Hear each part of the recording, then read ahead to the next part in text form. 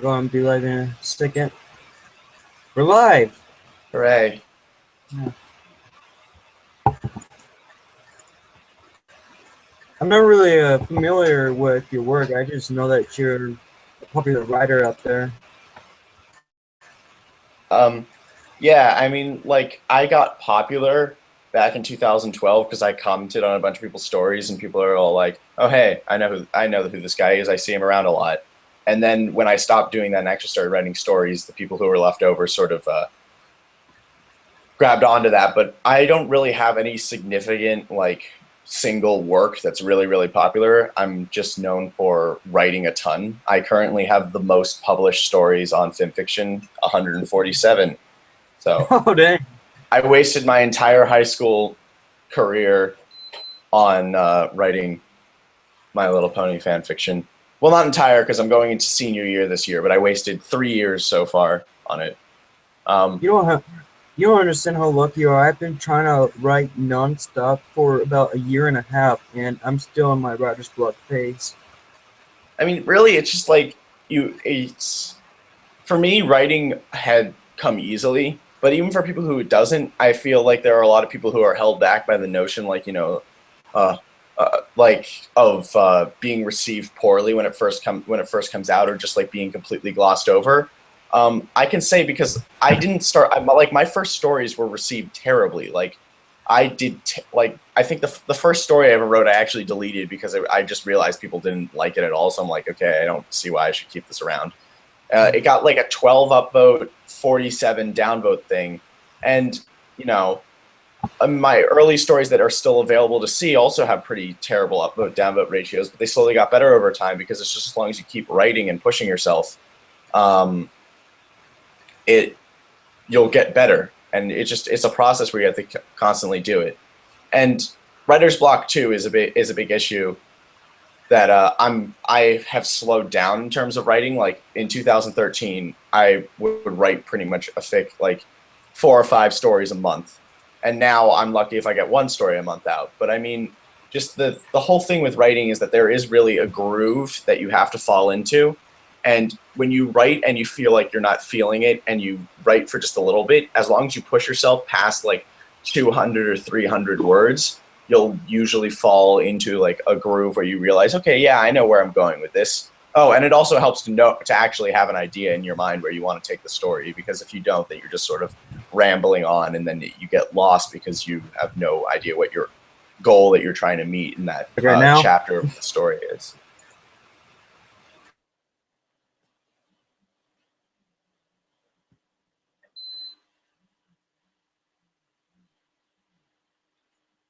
Hello?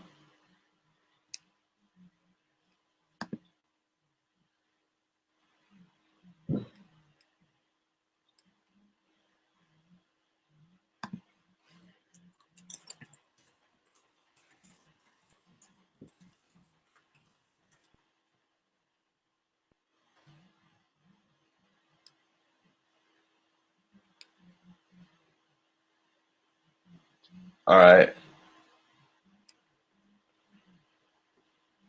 that's fine.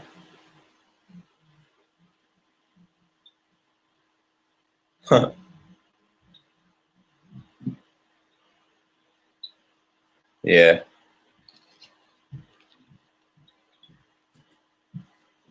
Um, yeah, I have it right here. I'm still confused as to whether or not it's going to work.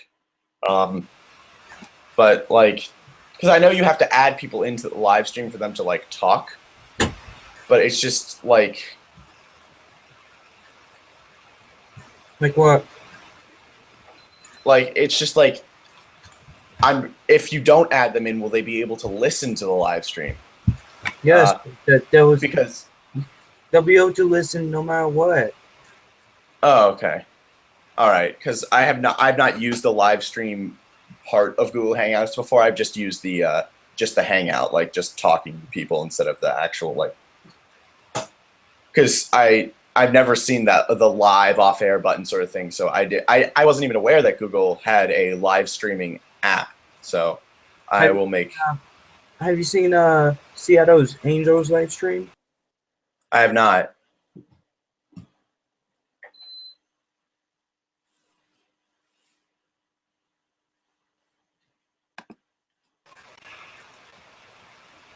Okay, I'm back.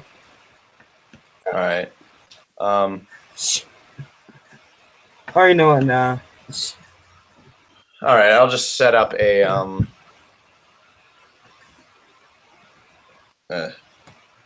there we go.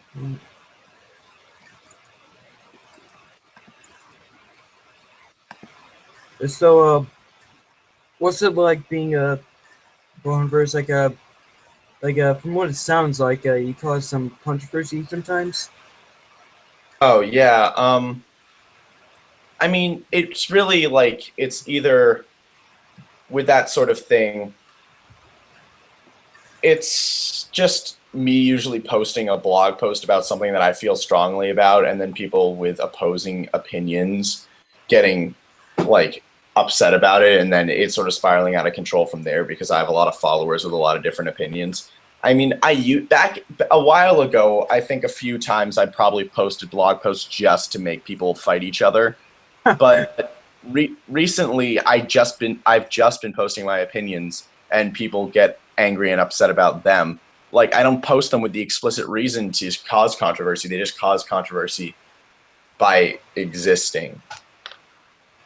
Because I don't know, Yeah, I have a very weird group of followers. I have people who just like to just post a bunch of crap everywhere, and just people who are like not taking anything seriously. I have a bunch of 4chan level people from 4chan because I'm a pretty significant member of the film fiction thread on /MLP, and I also have a large group of people who are into like LGBT rights, women's rights, all that sort of the progressive stuff because I'm also for that kind of stuff. But 4chan, the 4chan group typically clashes with that, and the just the people who don't give a shit just sort of post memes everywhere, and it ends up becoming a giant mess because I have two groups that disagree with each other completely, and then I have one group that just likes to post whatever they like, and they end up aggravating the situation. So I mean, it's just yeah. sort of like this perfect storm of chaos whenever I post something that is like heated. Like if I post my opinion on I don't know, let's just say I post my opinion on Gamergate, even though I wouldn't actually do that because I don't have an opinion on Gamergate. But I was just throwing something out that was recent internet history. Um, If you're familiar with Maine's, what's Maine's up? Mithramov, yeah, you know him. oh yeah, definitely. I mean, I posted a blog about the kind of shit that he pulls. I'm not fond of him at all. He was always really rude to me back in the day, and the stories he posts are just completely like he goes and he says rude things to everyone. Like I've never seen him post a nice comment that wasn't patting himself on the back or that wasn't in relation to somebody saying something nice about him. And the stories that he writes are just ultimately subpar. Like I get if he was writing like I don't know Colden Gardez or Short Skirts and Explosions level of work, then I would not be upset. I would not. I would say, well, at least he has a reason to be this, this condescending to everyone. But he doesn't. His stories are really just mediocre, and I can't understand why he has such a huge god complex. Yeah. I haven't really figured. I don't really remember why I followed him. I think I've been followed him from the beginning. Uh, must have been some story he wrote. I don't know. But I mean, if you like him, I'm not going to bash you for it. Well, yeah. I I personally don't like him, and I feel like not only do I not like his works, but the way that he acts and treats people is just completely unacceptable. I don't really know if I should like him because he just posts his rants and yeah, it's getting kind of out of hand. All You right. know, one of his recent rants was about Donald Trump, which I actually like ranting about as well. But yeah, he just takes his rants to a whole new level. Yeah. I'm I looking. mean, Go ahead. yeah. Just a quick deviation, and then we'll go back to Mythomoth. Can Are we going to? Are you're recording this, right? This. Yes. All right. Now, So what? Once it's over, are you going to put it in like a YouTube video, like the Seattle's Angels people do, and then we're gonna upload it to? Because if you do, then I can put it on my blog at that point. Oh, you can actually put on your blog right now. It's going live. All right. Can I just grab the link from the URL right now and just post it in, and people will be able to watch? Just click on my profile and look for the live feed that is showing. All right. I will do that. And then, All right. uh, So I'm looking at your blogs right now. I just clicked on a random number, and first thing that popped up is you were thinking of writing a PewDiePie fic.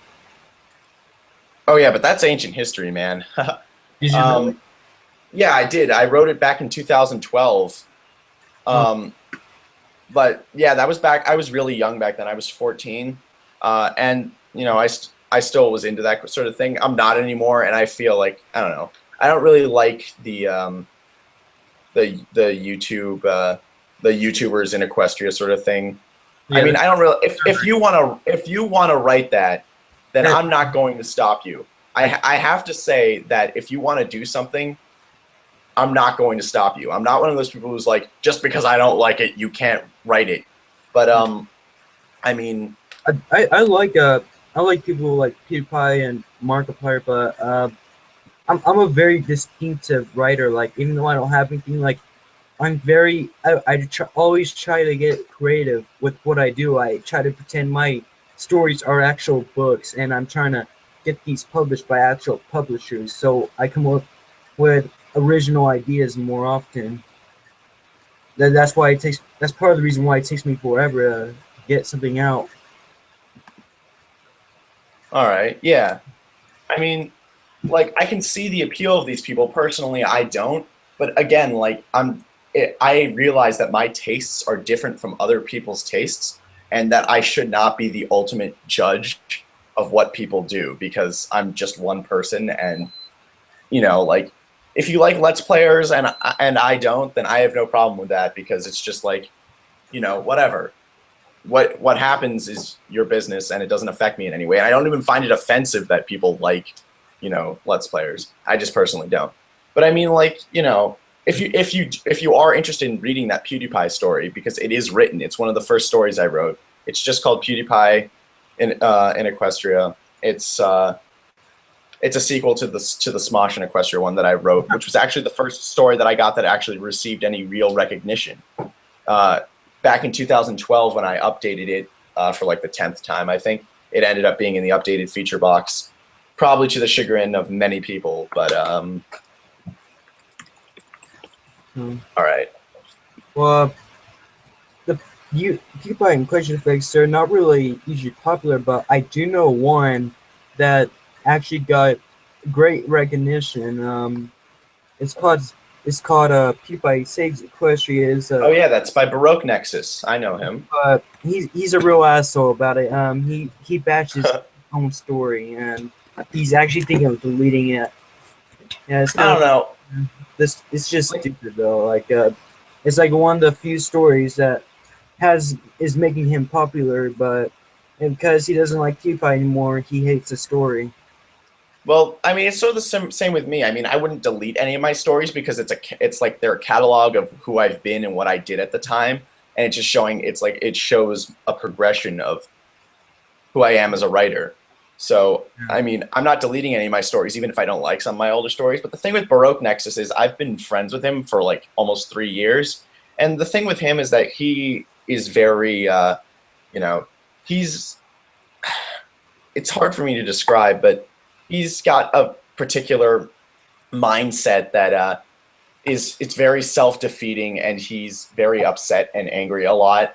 And he, you know, when he looks back at things that he can consider to be failures, and the reason and people accepting them so well, then I think that he looks at the story and he goes, "Why do people like one of the most annoying, one of the biggest and most annoying things that I've ever written? This is stupid." And I mean, to his credit, his story is a thousand times better than my PewDiePie story is, because my PewDiePie story is just me being as random as possible with very little writing knowledge, because I wrote it back I hadn't even been writing for a year when I wrote it. But you know, his is like 19,000 words long.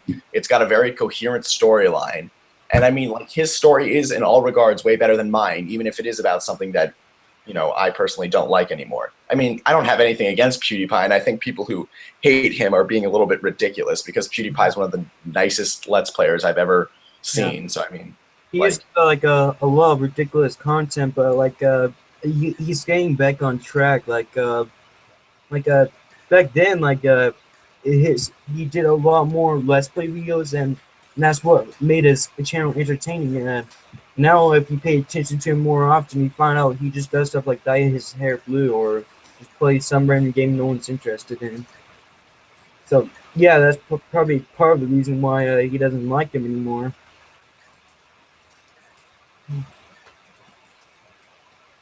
all right, yeah, I mean, like, I really, like, I personally just I grew out of that time in my life where where I watched him, and I just don't find Let's Plays really that interesting anymore. I'd rather play a video game than watch somebody else play it. But I feel like people with PewDiePie just get upset at two things. One, they get upset that somebody is making a living doing what they love doing, and the fact that it's like such a, like, because really playing video games all day is not a very arduous task.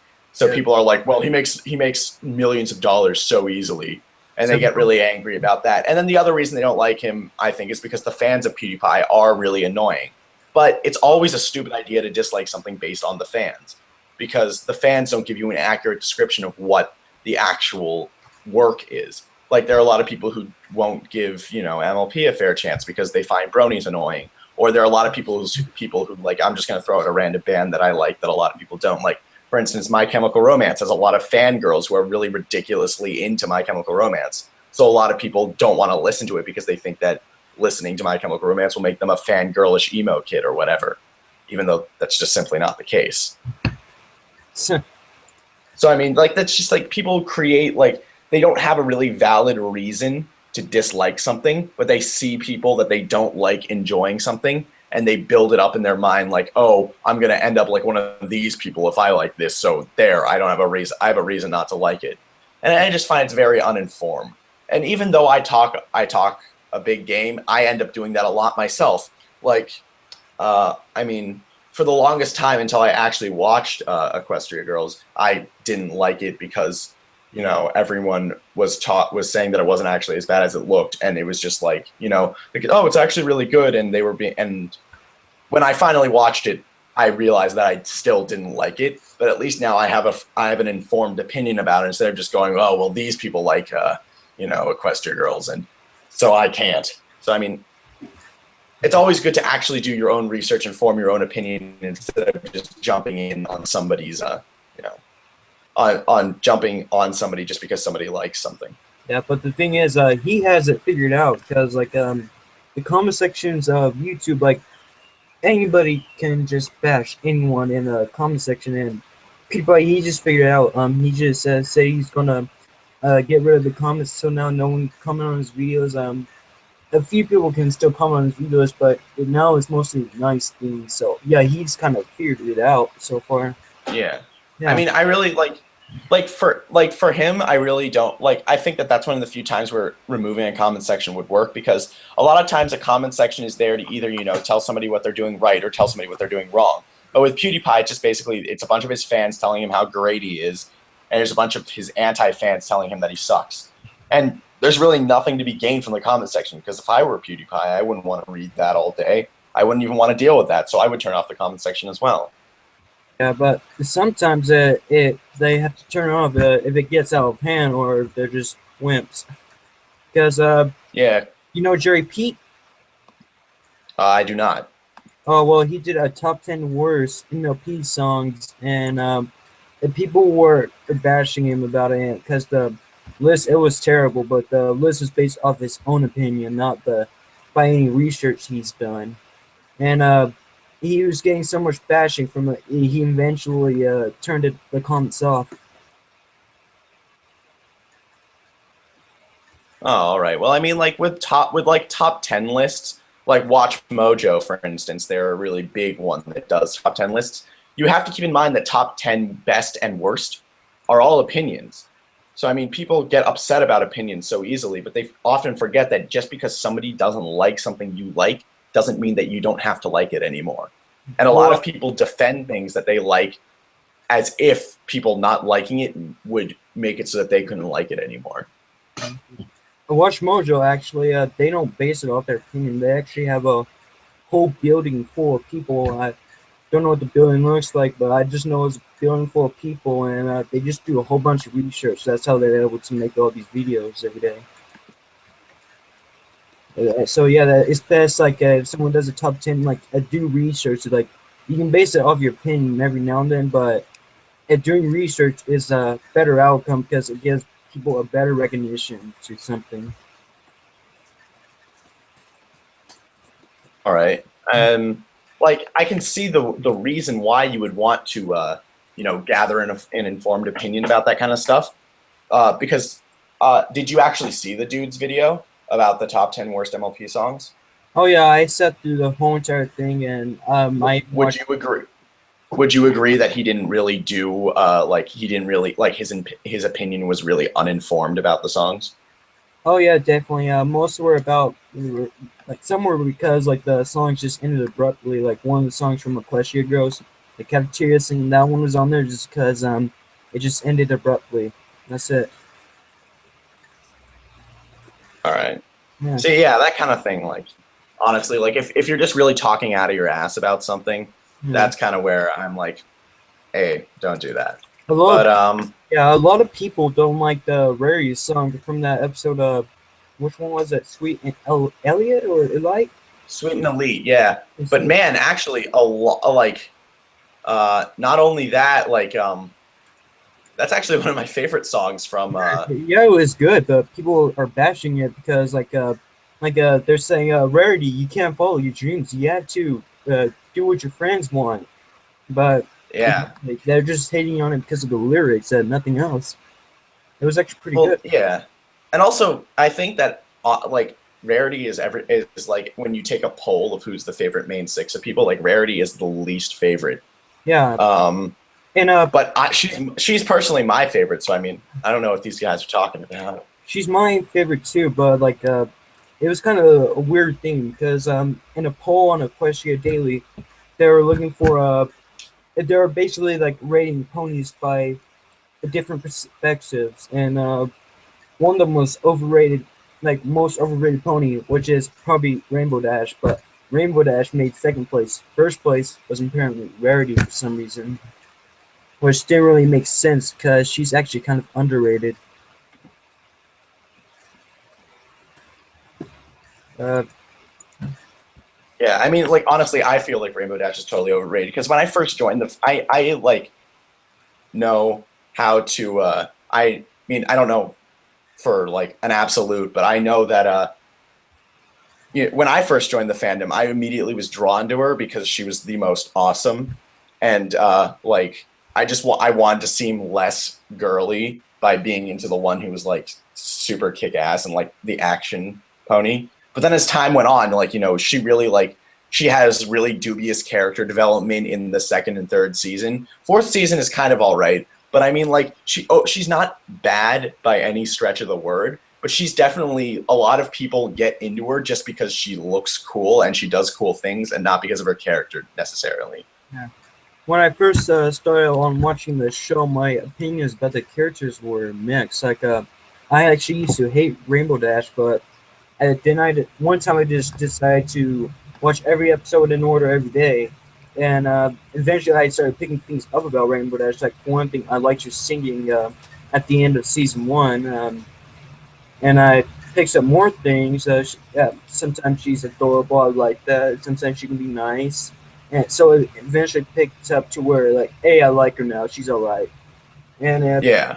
yeah, that happens with all the characters. The characters have to earn my expectations. Like, and that's what you have to do when it comes to writing. Like, your characters have to earn the audience.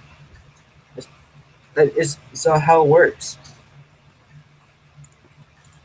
Yeah, I mean, like, as far as character is actually gone, I mean, it's sort of like we're gonna exclude Twilight because she became like the main character. Like, even out of the main six characters, she's the main character. So I'm gonna exclude her because everything seems to revolve around her. But the character who's actually probably come the furthest is Rarity, because you watch her go from sort of like this very uptight, sort of frilly character to somebody who's more open and accepting and more like who really deals with huge personality faults that she had in the beginning of the series, and not personality faults in the way that she's written poorly, but personality faults that are legitimate personality faults that you can improve, and they do get improved throughout the seasons. So she's the one I think with the most consistent character development. But the problem is that the problem with the show is that generally in episodes where the main six aren't the focus, or one of the main six is the focus and the other ones aren't, the ones who aren't the focus end up becoming really just stereotypes of themselves, especially Pinkie Pie. Oh yeah, definitely. And I mean, hold on, I'm just closing my window. It's like it's the worst and the most noticeable with Pinkie Pie, but it's it's also it happens with a lot of the other characters. Like Fluttershy ends up just becoming this doormat. Rarity becomes like this sort of uptight, greedy pony, and it's like they want to focus on the main character of that episode, and they just want to use everyone else's basic character to support that other character instead of having everyone's rich characters interacting with each other. Yeah, character development is actually a very hard thing because in your stories, like if you include multiple characters, it's on rare occasions there will only be one character. But if you include multiple characters, each character has to have a different personality of some sort, and because that's what attracts people to characters that have a unique personality. And like Rarity can be greedy, but she can also be uptight, but she can be protective over her friends as well, and that's what can attract people to Rarity. And yeah, I mean, I have a friend of mine who's like super into this is like insane amounts of into Rarity. Like it's almost there's a shrine. Rein it back a little, dude. Like levels, but he's very self aware about it, so it's not getting anywhere to that level of the dude who married his Twilight Sparkle plushie. Never forget.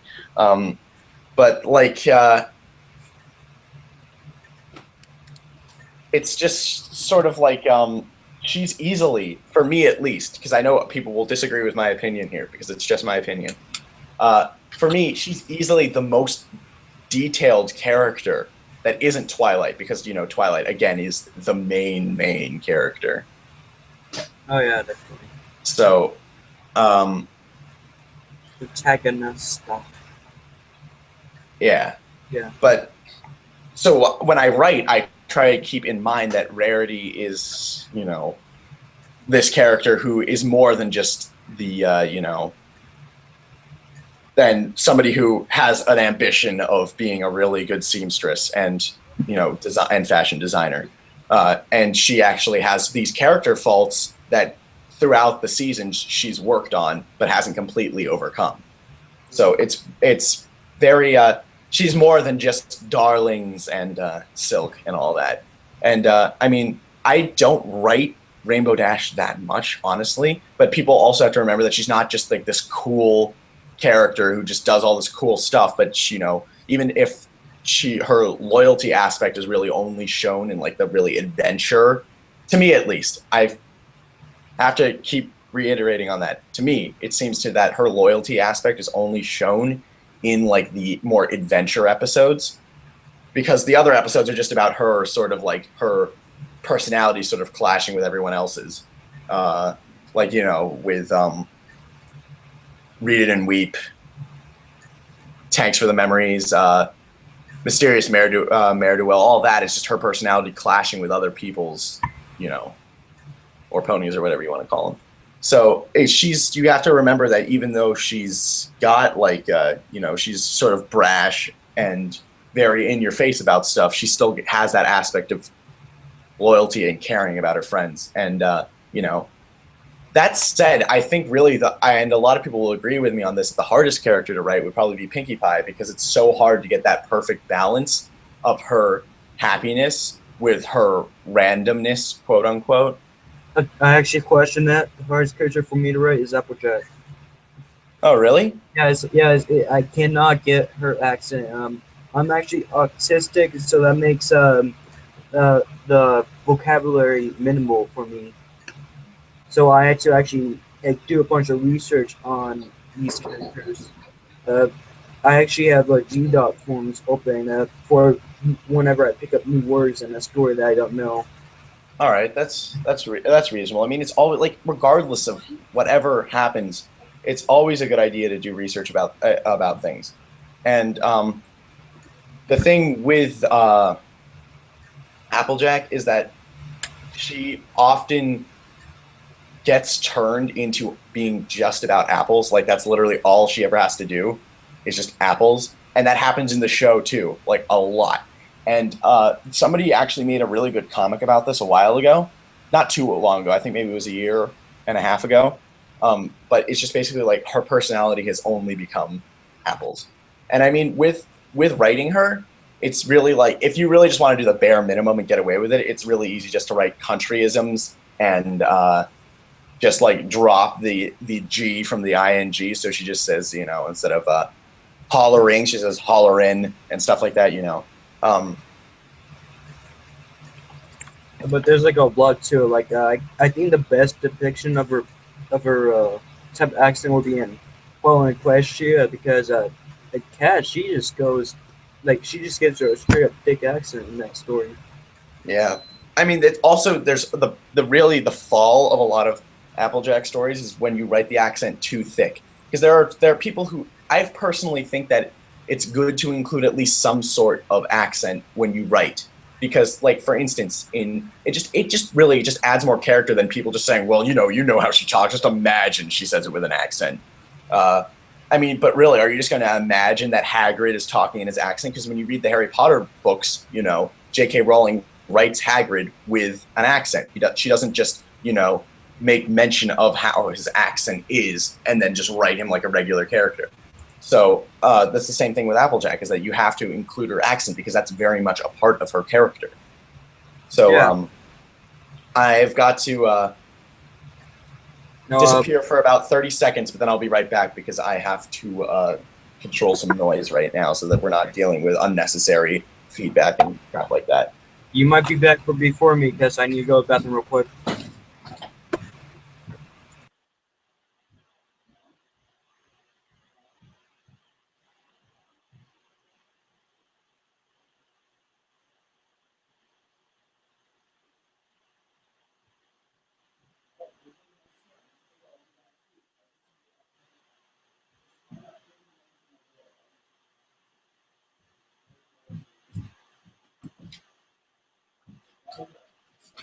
Just some writing stuff, advice and stuff like that.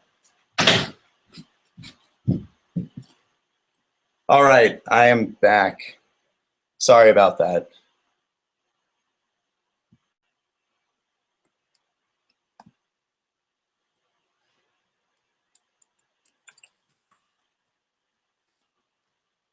Oh.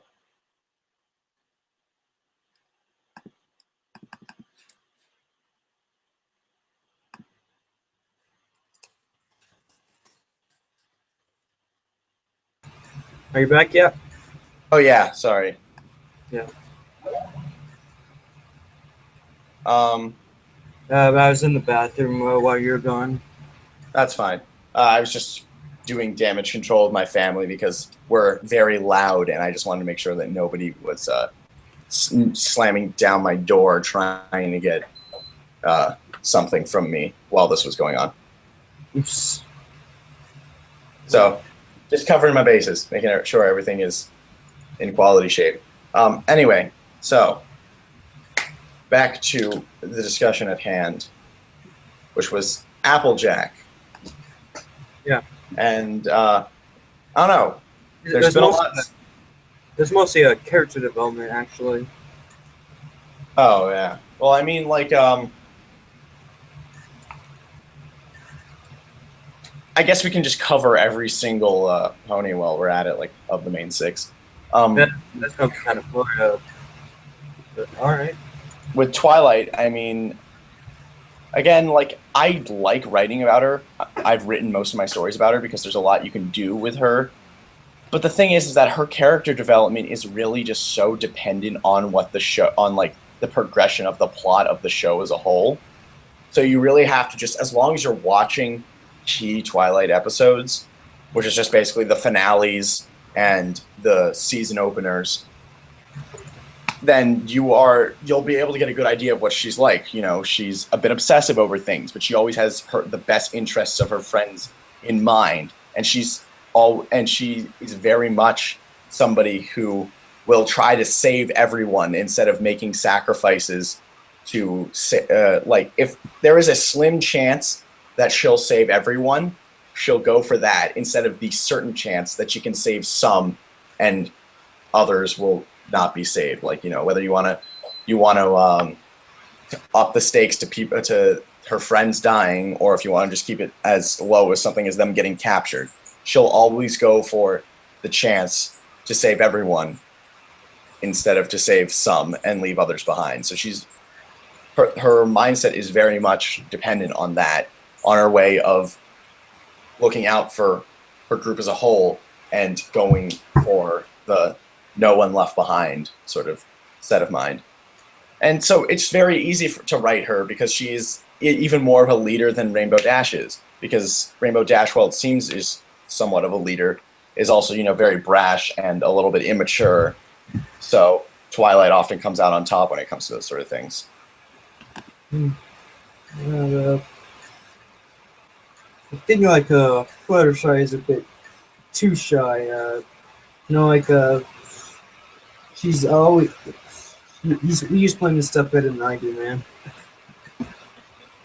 I mean, yeah, but Yeah. how many episodes have we had where it's her overcoming shyness? It's like I know we have It's not many, but there is a decent few. Like yeah, like so the Dragons one. There's the Iron Will one. right.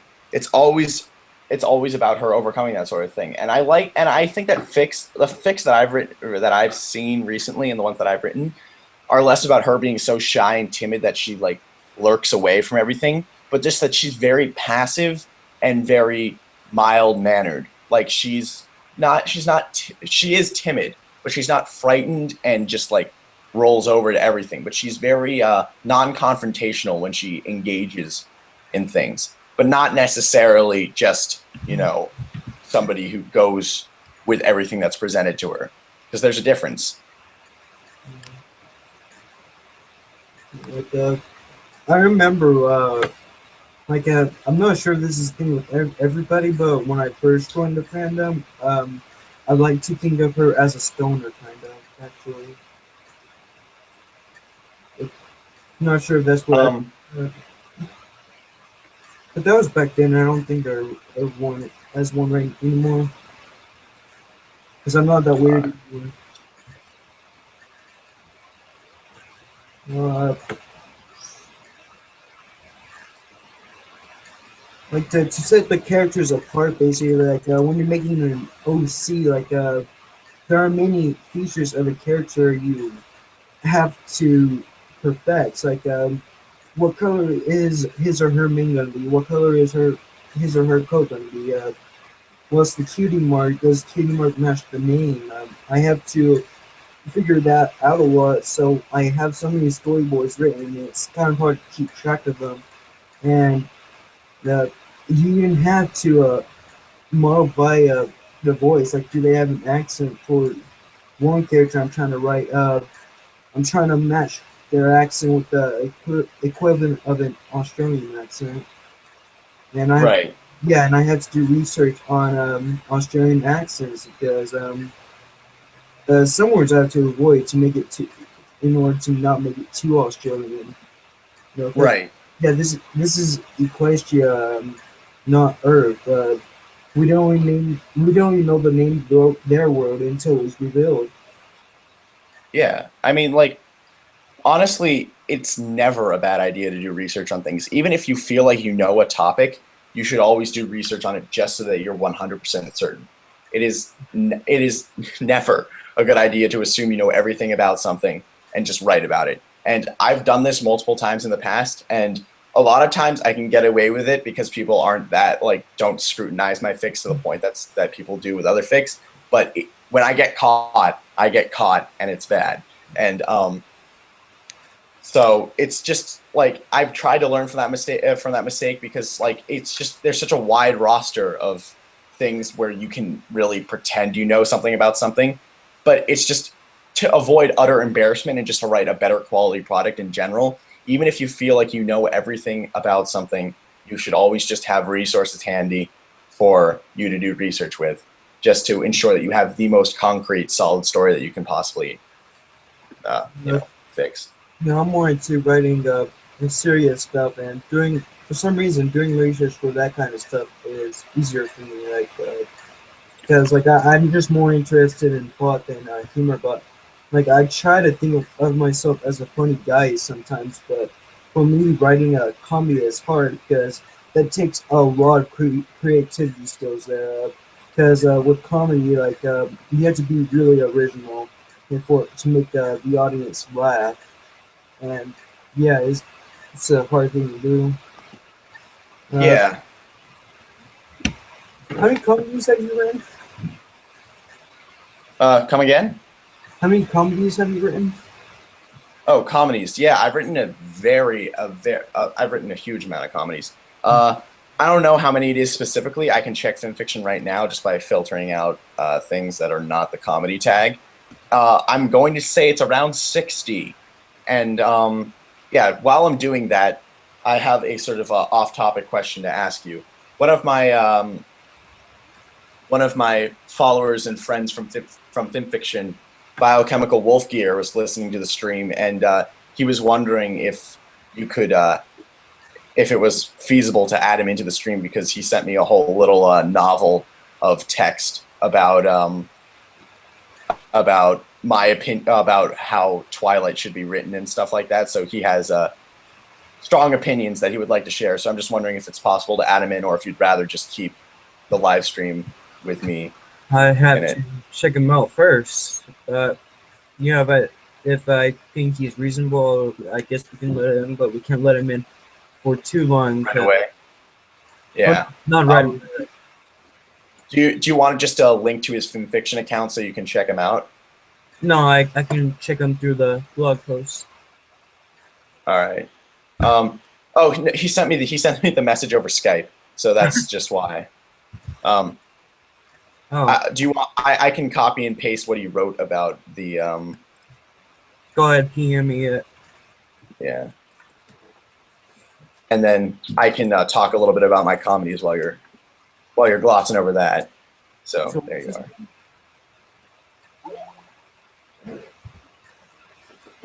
are. Let's see here.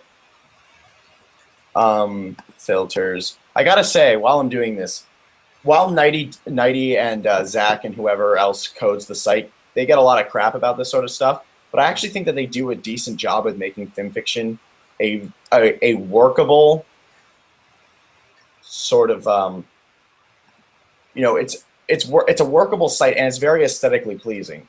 So I mean, it's the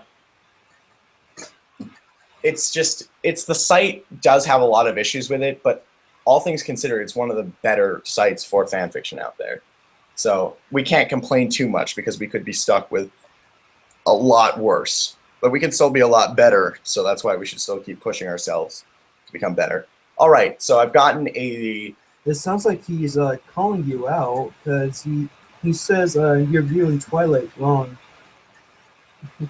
Well, he's one of my friends. I mean, it's like it's not. I'm not taking that very personally. I but know. it's his opinion, so that's why I'm accepting of it, I guess would be the word. All right, I have written 52 comedies. Oh dang. Yeah, and I'm just gonna look up sad really quick just to see how many sad fics I've written. Only 22. Well, Biochemical Wolf here. Little thing about letting you join in. I'm still reading through your message right now.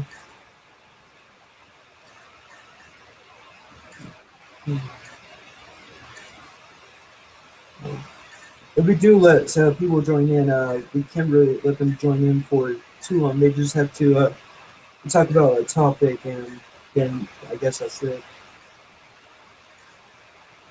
All right. I mean, that seems fair to me personally. Um, Yeah, I mean, yeah, but if you want to, I'll ask because I do have him on Skype right there, conveniently. I'll ask him if he wants to just come in, say his piece about something, and then leave. all right.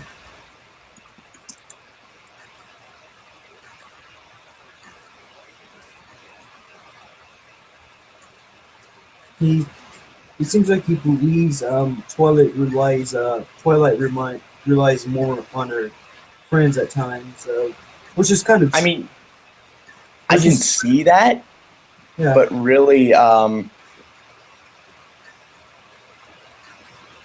like really like it seems like her friends are really just accessories to her greatness, and that's kind of where I come from in that sort of thing. yeah. Um, But and she still very much cares about them, so she's not just somebody who uses her friends and then throws them away. But it really does seem like her friends sort of take the side step to her achievements.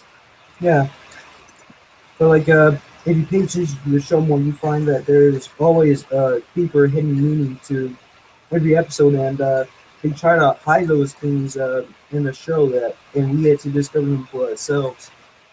And, uh, theories, people are always coming up with theories, stupid or not. I may have a stupid theory about season 5, actually. Which is Uh, well, lately we've been getting interested in to like a bunch of new characters, far more than usual. So I think those characters have something to do with by the end of the season, those characters might become important to the story. Twilight's friends in Canterlot, or the friends that they made over in Equality.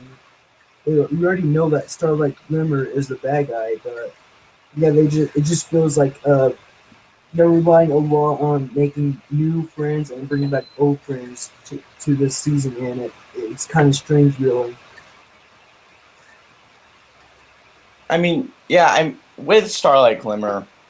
It's kind of like I think that she's honestly been one of the most interesting characters for me. Yeah. And like she is not one of those really she's not a big bad evil character who's out for like domination or whatever. But we don't know She that.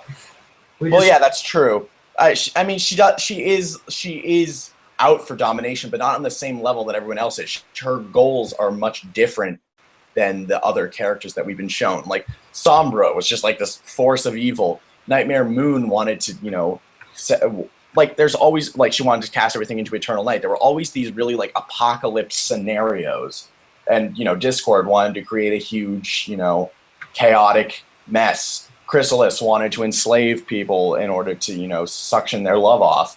But like it's these things are really huge, outlandish schemes. But Starlight Glimmer's one was one that she disguised as a good idea that nobody until they were actually researching it was going to call it evil. And so she has a lot more depth, and her quest is a lot more morally ambiguous than the other ones, which are just portrayed as evil. So I think she's the most dynamic and complex villain. I think I think the reason why she's trying to make everyone equal is because she's just basically power hungry. She wants to have all the power, and if she makes everyone equal, like they're not gonna have the power to beat her. Like they're not gonna be able to stand up to her, which means that she can become ruler if she wanted to. So that's all she has to do is just make them equal, take their key mark. Right. Yeah. But we still don't really know much about her. We just seen her in the first 2 episodes, plus that hint in the background during the Kenchula episode. Right, of course. I do think like it's pretty much confirmed that she's going to end up being the That guy. Yeah, the bad guy for the season finale, which Yeah. I'm actually looking forward to because they've been hyping it up a lot. I mean, I hope it lives up to the hype, but we still have 13 episodes left, so it's not really that. I'm not really rushing for the. I'm not hoping the season rushes to get over, but you know, Let's, we're halfway through, so let's be honest. We all expected Yoda to be in this season, didn't we? yeah. Yeah. I think like the problem with the show is that like if they have like a bad character we already know but if not this season in later season they're going to be reformed, and that's one of the problems with the show. Like some characters are just fine the way they are. But yeah, I do like Yoda. Like I'm actually trying to write her in a fic, and the that episode kind of messed up with her personality that's gonna be in the fic. Which episode specifically? I'm still talking about the season 5 episode, the one where she's reformed. Oh, Yeah. Has all he? right. Oh yeah, the Griffinstone one. Yeah.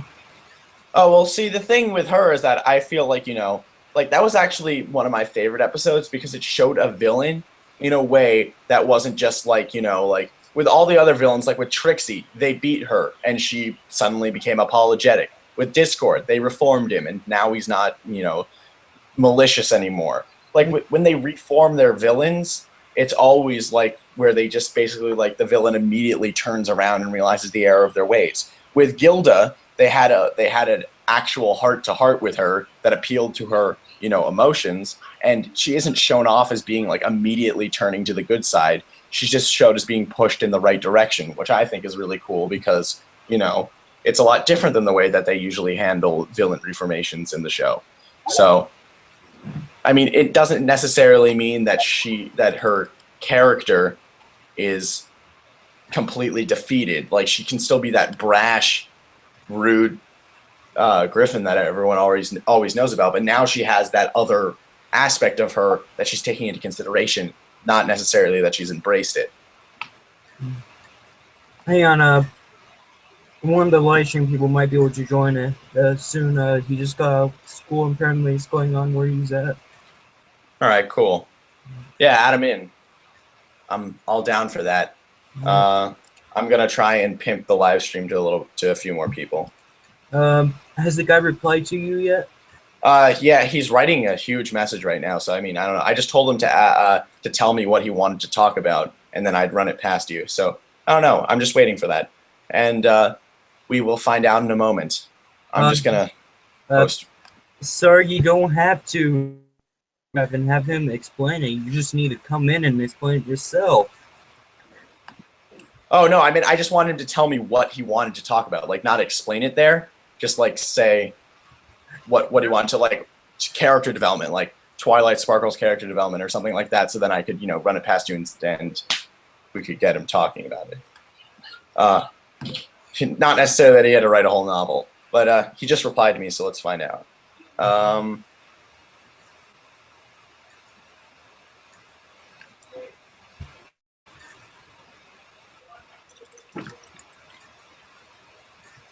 So yeah, like he just gave me a chunk of text explaining the his view of the characters.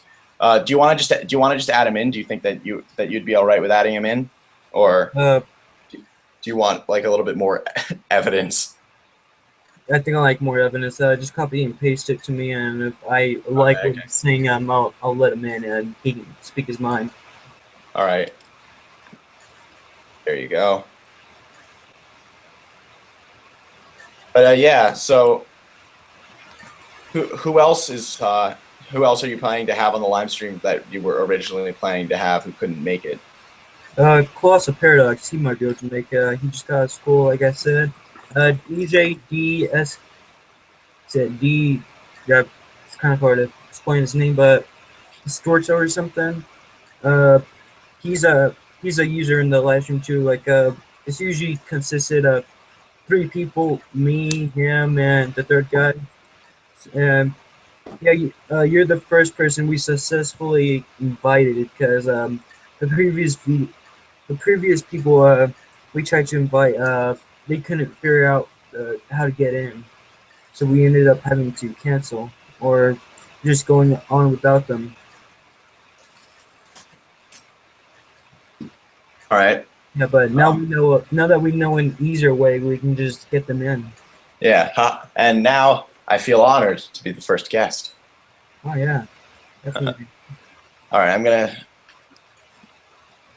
just post the live stream to a few other Skype groups that I'm in, so we can increase our user base, um, or our viewers, or whatever you want to call them. I don't like what he's saying about push. But yeah, he just wanted to prove his knowledge, I guess, with the things that he wrote. Which, I mean, yeah, he has very articulate thoughts about this sort of thing. So I don't see any reason why he shouldn't be on the live stream. But if it's completely up to you, so it's your final say with that sort of thing. The thing is, like the whole show revolves around learning. Like each character has to learn something new in every episode, even if it's not the main character themselves. Even if they're not the main character of the episode, they might actually learn something, even if they're just there for like a few seconds. Uh, yeah, he's claiming that Foolish, like, she's never really changed much, but if you pay more attention, she is a little more self-reliant over herself. Like she's more competitive, but well, partly actually, but yeah, like yeah, she's not afraid to stand up as much anymore. Don't really know I got that because I don't really see that much. Yeah, I mean, like, I feel like he has a point with Yeah. how the characters sort of just forget their messages. But I mean, I don't think it's as prevalent as he believes it to be. Okay, no, Like, I think, I just invite him anyways. Can I get his account? yeah, sure, I'll ask him, so he can explain himself better. I'm not sure if I like what he's saying though.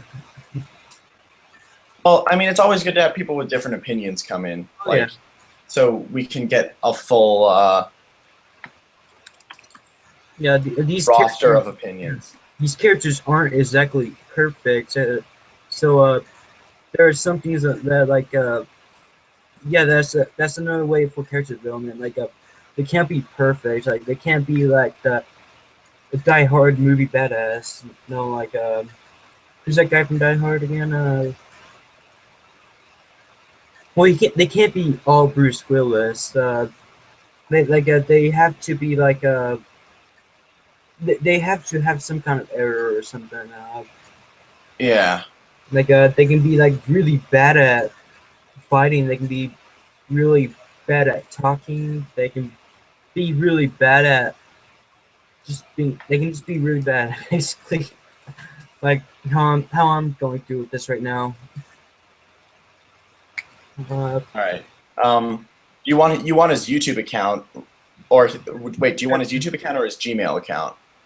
Fan fiction. I'll just do the same thing I did with you and just give him the link. All right. Oh yeah. No. Okay. Here, can you give me the link on Skype, because I'll just give it to him because I'm talking to him on Skype right now. So that'll be it. All right. Don't you already have the link on your profile or in the messages?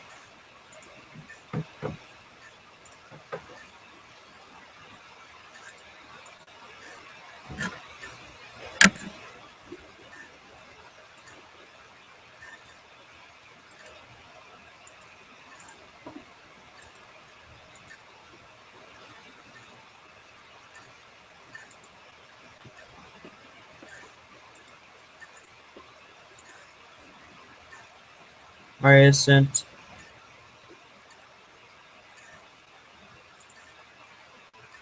Hello? Oh shit, we're offline again.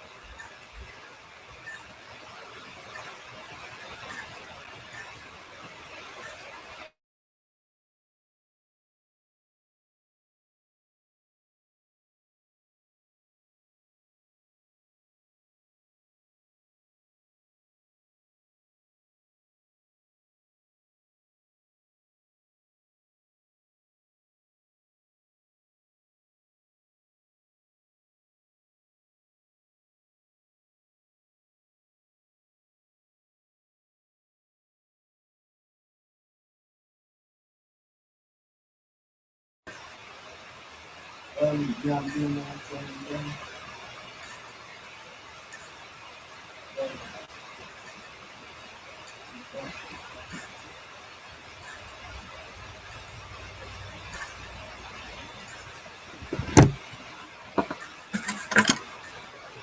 Hello? You there, man?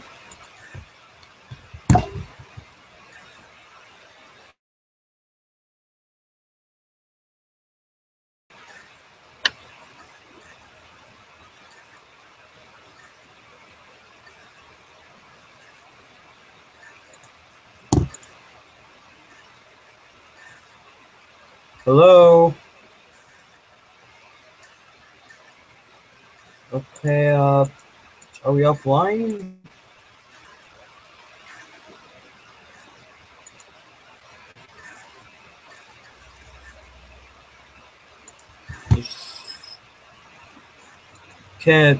Is someone watching out there? Sorry.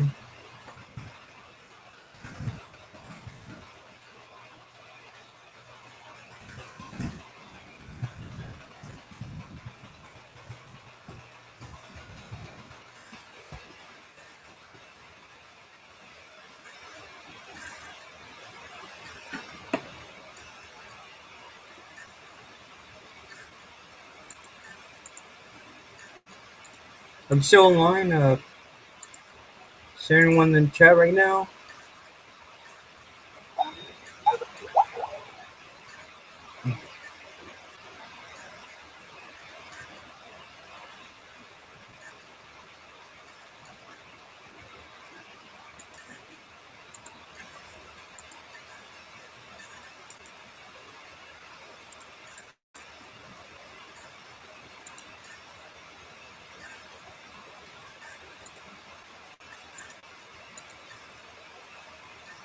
All right, you're back.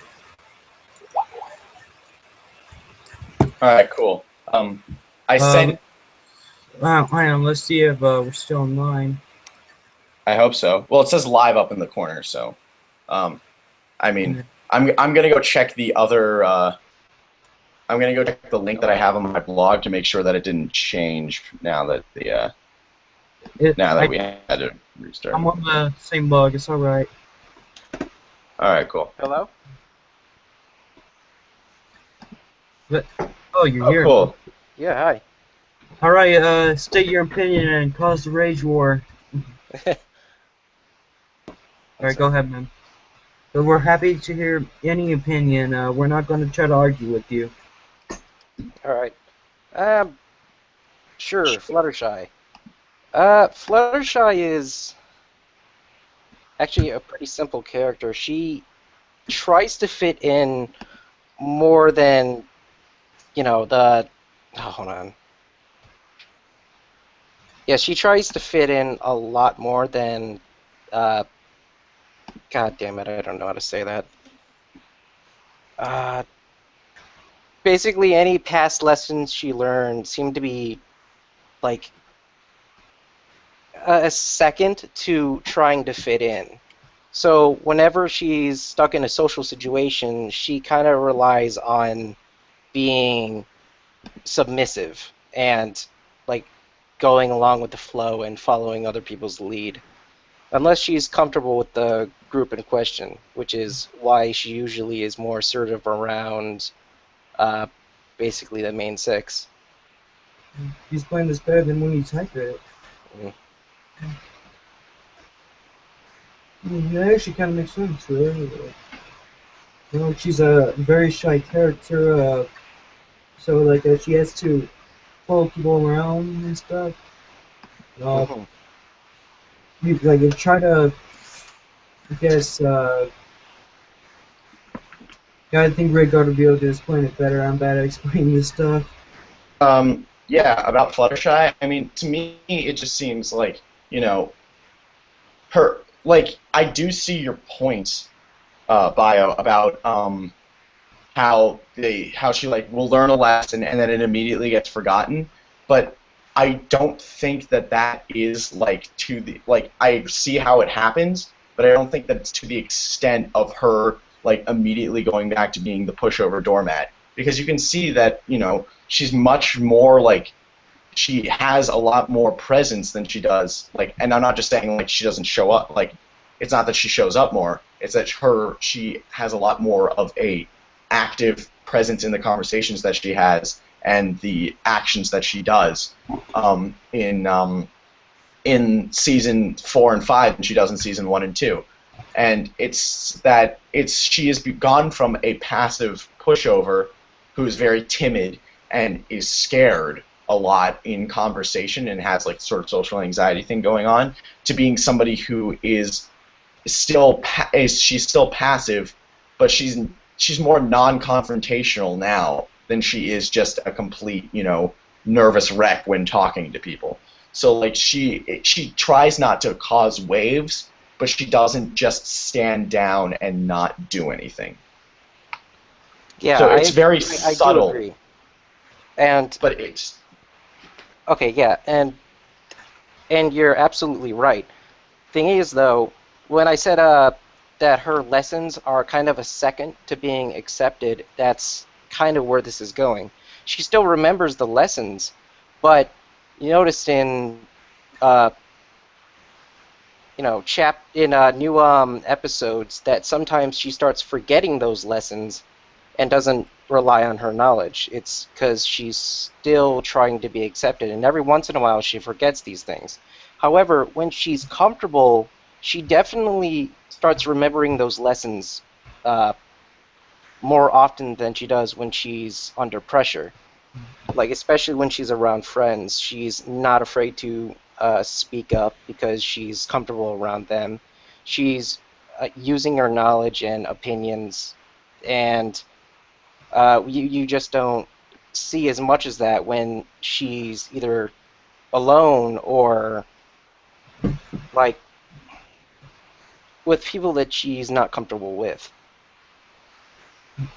Well, each character individually, they're always learning lessons, always, and like everyone once in a while forgets a lesson they learned, and you see that portrayed in the elements of harmony in many ways because they're always forgetting their own elements. You know, like when Reddy's greedy, she forgets she's element of generosity. So whenever Twilight goes crazy, well, I'm not really sure it's Twilight because her since she's element of magic, really. But Can I say why Twilight actually goes crazy when it, back? that's actually kind of easier to explain. But yeah, just go ahead. All right. Well, the reason why Twilight it goes so crazy and whenever like every once in a while she does that, but the thing that causes her to do that is actually having a deadline or an assignment to complete.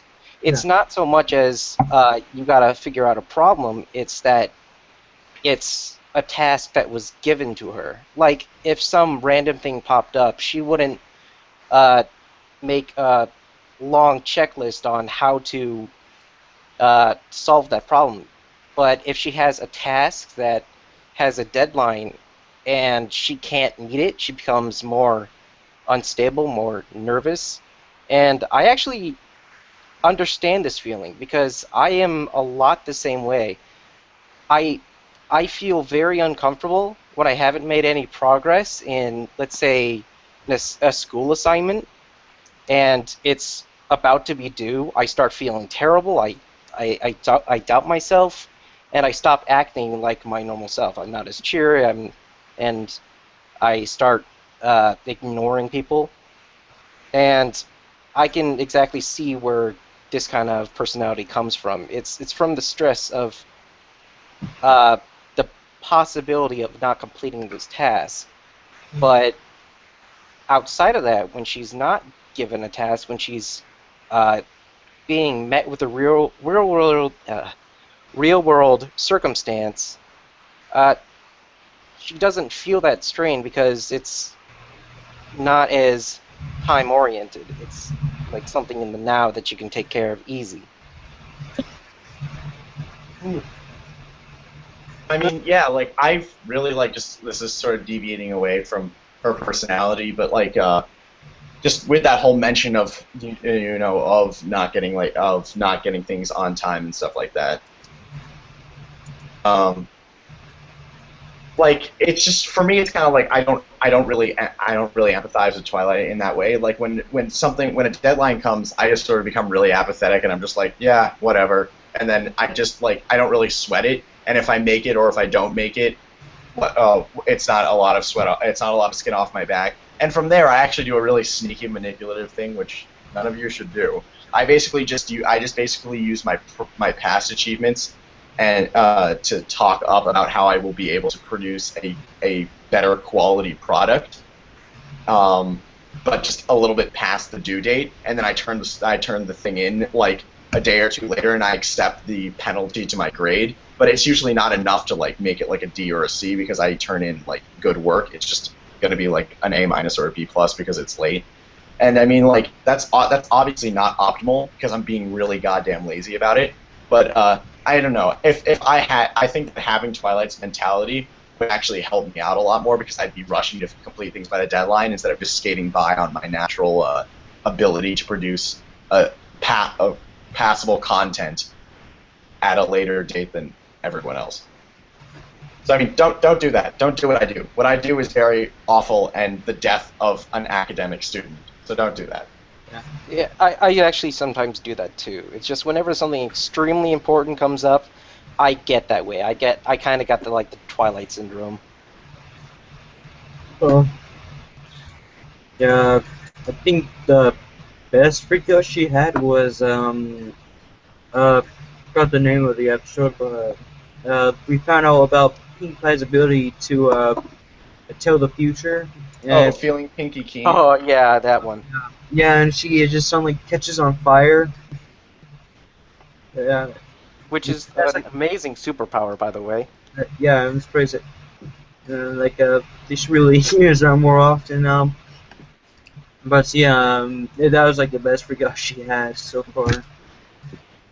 Uh, I really also like feeling pinky keen. I mean, a lot of people were like really angry because they're like, oh no, now it's promoting Christianity because the whole idea of feeling pinky keen was have faith in things even if you can't readily see, the origin of their, if you have faith in things that are happening even if you can't see their origin, and that's not necessarily a religious, message. It just means that, if you really, if something is working, you don't have to rush to try and explain everything, because that's just going to end up,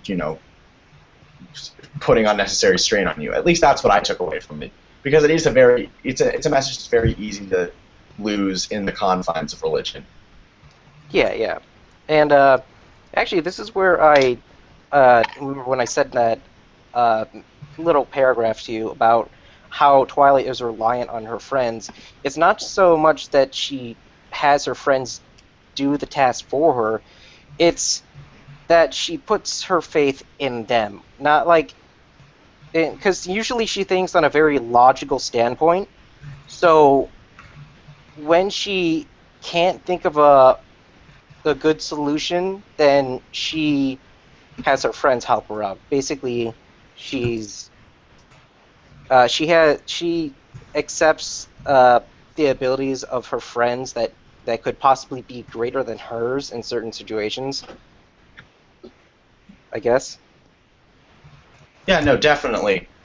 Which is good because, although, like, from what I was talking about earlier, I was really just talking up about how the show writers generally make her the main character, and everyone else is just sort of like a side character to her whenever it's her thing. But she does rely on her friends, and she doesn't like use them and just throw them away. But it's very much her friends are an accessory to her becoming a very powerful character. Yeah, and that's basically the main point. Also, I gotta say this, I was actually a little upset with the whole Alicorn Twilight thing, because like it just felt like they were advertising that this was the main character. Now it didn't feel like there was like an equal ground between everyone. Although they had an amazing execution of that, by the way. I'm satisfied with the outcome. I still don't like the decision. No, But yeah. I think like they could have waited a little while longer because we still got like 4 more seasons left. Yeah, at least from what I've heard. But like yeah, it was kind of rushed whenever she became an alicorn. They just did 7 songs and a single 15-minute episode, and yeah, that's what made the whole entire thing rush, and that's what made it part of it being a disappointment.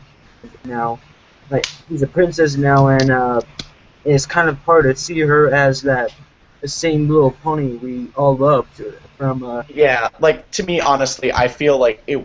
Magical Mystery Cure was not a bad episode, but it was very rushed. And it's the only season 3 episode that I remember not liking right away. I came to dislike Spike at Your Service when I actually thought about it, and I liked the rest of season 3 just fine. But Magical Mystery Cure, when I watched it, I really didn't feel like I was watching some amazing, fandom-changing thing, which obviously it was.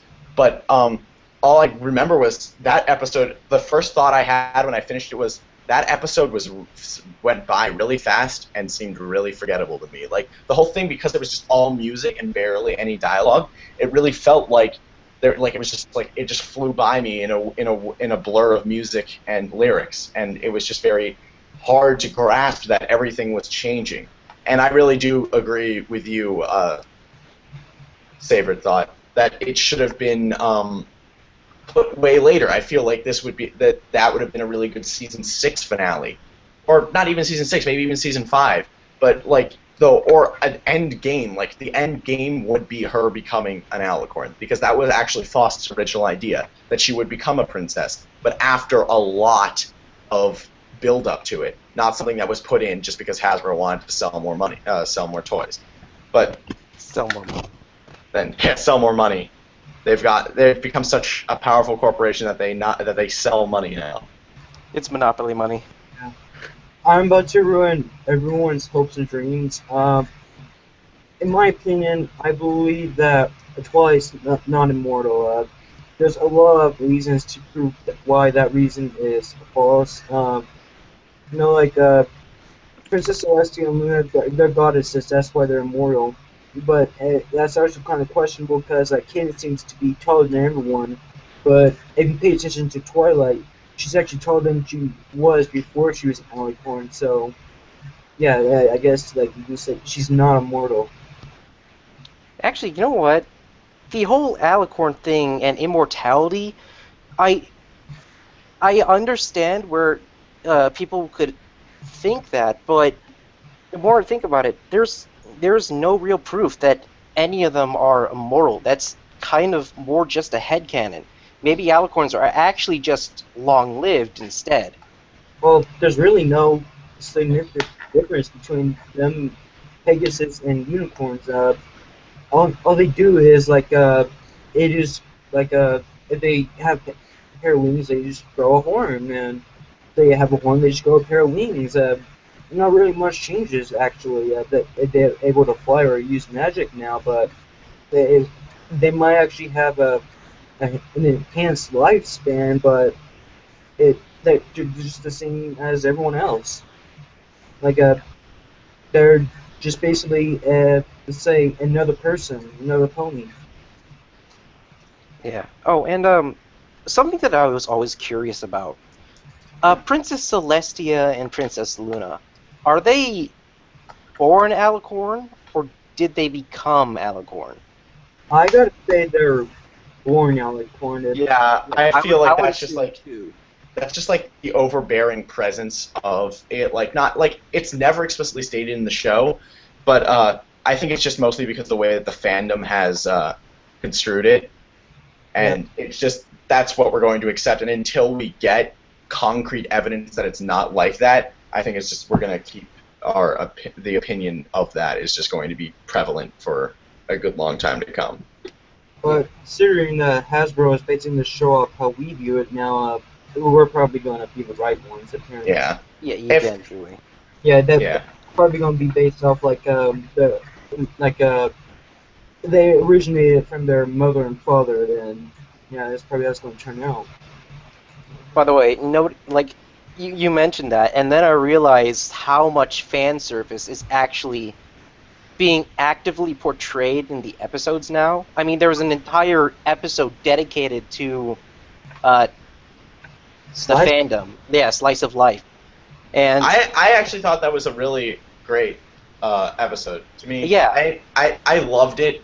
I do agree that it was very heavy on fan service, but that was kind of the idea. yeah, And I mean, like, really though, I wish that they would keep the fan service out of the other episodes because that's what's really like since the about the middle of season 3, and but especially season 4 and season 5, what has been the real big division between the season 1 and 2 episodes and the season 4 and 5 episodes is that they are no longer writing the episodes purely to appeal to their target audience. They are now writing them to appeal to the fandom because the fandom is also a major player in supporting like the amount of the amount of publicity we give them, the amount of fan content that's being created, the amount of merchandise that's being bought is insane. And it's in general, bronies have more money than 5-year-old girls, so they want to appeal to people who are going to get them more money. And I mean, like, a part of the original charm for me was that they were writing a show aimed at 6-year-olds, but in a way that everyone could enjoy it. And now they're writing a show for 6-year-olds with a lot of things thrown in for an older audience to enjoy. Like, they're writing the older audience in as on par with being just as important as the younger audience instead of subtly integrating it like the first 2 seasons did. I yeah. don't. And actually, there's you're very right, and there's some legitimate proof to that. They actually changed the rating of the show to parent guidance. So that means your parents have to be supervising you if you're younger, because the ungodly amount of porn. Wait, so it's no longer TVY7, it's TVPG now? Yeah, I believe so. I'm gonna have to confirm that because I'm having a little bit of trouble believing that, but I'm not gonna say you're wrong because I have no idea. But I'm gonna look that up right now. Yeah. Well, someone told me that. If I'm wrong, then I don't know. I'd commit ritual suicide. To on that. Wikipedia. But, Yeah, I really don't like that they're trying to bring the fandom into the show because yeah. in my opinion, season 1 and 2 was the best of the show because it's more classical. But then Lauren Faust, she leaves, and they're need to come up with their own ideas, and they're kind of going overboard with it. Season 3, that was the biggest letdown to the fandom. Season 4, it did better, but people were still complaining about the episodes. I like the finale of season 4. That was awesome, but that was the fact that they include the action sequence that shows that they're focusing on us and not those little girls out there who like Pretty King Ponies. And I think that's what made the show perfect. They weren't trying, but they're doing a perfect job to where we can enjoy it too. That's what they're doing. They're like making all these characters at their own little world and great animations, great voice actors, and that's what all made it enjoyable. That's that's why we're all here basically. And yeah, they're just going overboard now. Yeah. Yeah, I mean, like, really, like, Faust was not a great episode writer. I'm just gonna say that. Like, her episodes that I she agree. wrote I absolutely were agree. not amazing. However, she's a great concept creator, and what I believe would have made the best show for everyone is if Faust was allowed to outline the concepts of everything. She gave them a concept. She gave them tons of concept art. She gave them tons of concept art. She gave them, the names, the things that she wanted. She built this world for people to work within. And then the writers, because the writers that they have right now are actually pretty great. And but as long as Foss was outlining the concepts for them to stick to, the original premise that she had and the original goal that she wanted. Because I'm not going to lie, I am one of those people who is really just like, who believe that Faust had the best intentions for the show. And I know that some people are not down with that. That's just my opinion. Now, something that I also would like to point out is about Meriwether Williams, who wrote some of the most controversial episodes and episodes that people believe to be the worst episodes, like Mysterious Mare Duel. What other episodes did she write? She also wrote. Yeah, Mysterious Mare-Duel. Just saying, I think they really misrepresented Rainbow Dash there. Yeah, like so her most infamous failure is Mysterious Mare-Duel, but she also wrote Spike at Your Service, I believe, which is also another infamous failure and is often described as the worst episode of the show. She wrote Magic Duel, I also believe. I don't know. I'd have to look up a complete list of episodes she wrote. But the thing with Meriwether I Williams, actually like the Magic Duel. Just saying. there's something that a lot of people don't know about Meriwether Williams, that she wrote the majority of SpongeBob episodes. And she wrote some of the most iconic and amazing SpongeBob episodes that have ever been written. I am now So the going thing to with build a Meriwether shrine to Williams her. is that she is a very competent writer who is very good at writing comedy. It's just that she does not write well within the My Little Pony universe, because the type of that she does fits better with SpongeBob, where it's sort of that really wacky, sort of more mean-spirited, more grittier stuff that's very quirky and wacky, and in a way that is also very it's also sort of it's kind of mean. It's, to be honest, is the only word that I can describe it as. Whereas My Little Pony is that the comedy comes from the whimsy and the the sort of like the sly talking of the characters, but not in a mean-spirited way. And she just does, and she writes better in universes where it's okay to be mean-spirited, and in the My Little Pony universe, mean-spirited humor really clashes with the main message of the show. True. So that's my Yeah. By the way, just saying, the new SpongeBob, like the newer episodes and seasons, so terrible. I have not seen them. I mean, I saw one from like season 8, and I didn't really mind it. I just think that it's more like you have to be more into like shock humor to enjoy it now. It's basically like Ren and Stimpy underwater. Yeah. Very right. And for the record, I actually hated like season 3 and 4 for the most part, because I just My Little Pony. yes, and like I'm still part of this fandom. Like, don't get me wrong, I don't hate it now, but God, I don't. It's just those episodes, those seasons just made me feel uncomfortable. There wasn't enough explanation, and the characters didn't seem true to their origins when they were close to each other. Like when they were all gathered. It felt like they were all playing into a very specific role for what was needed, and they didn't show enough individuality. All right. I mean, yeah, I can feel that. I mean, I felt like season 4 was really the season where I was just sort of like drifting away from it. Like I was really like I wasn't I wasn't watching it vehemently every morning, and I feel like it was just them trying to like season 4. I like a lot of the episodes in season 4, but I also feel like a lot of them are very like I have to force myself to watch them. But after I watch them, I say, yeah, I'm glad I did that.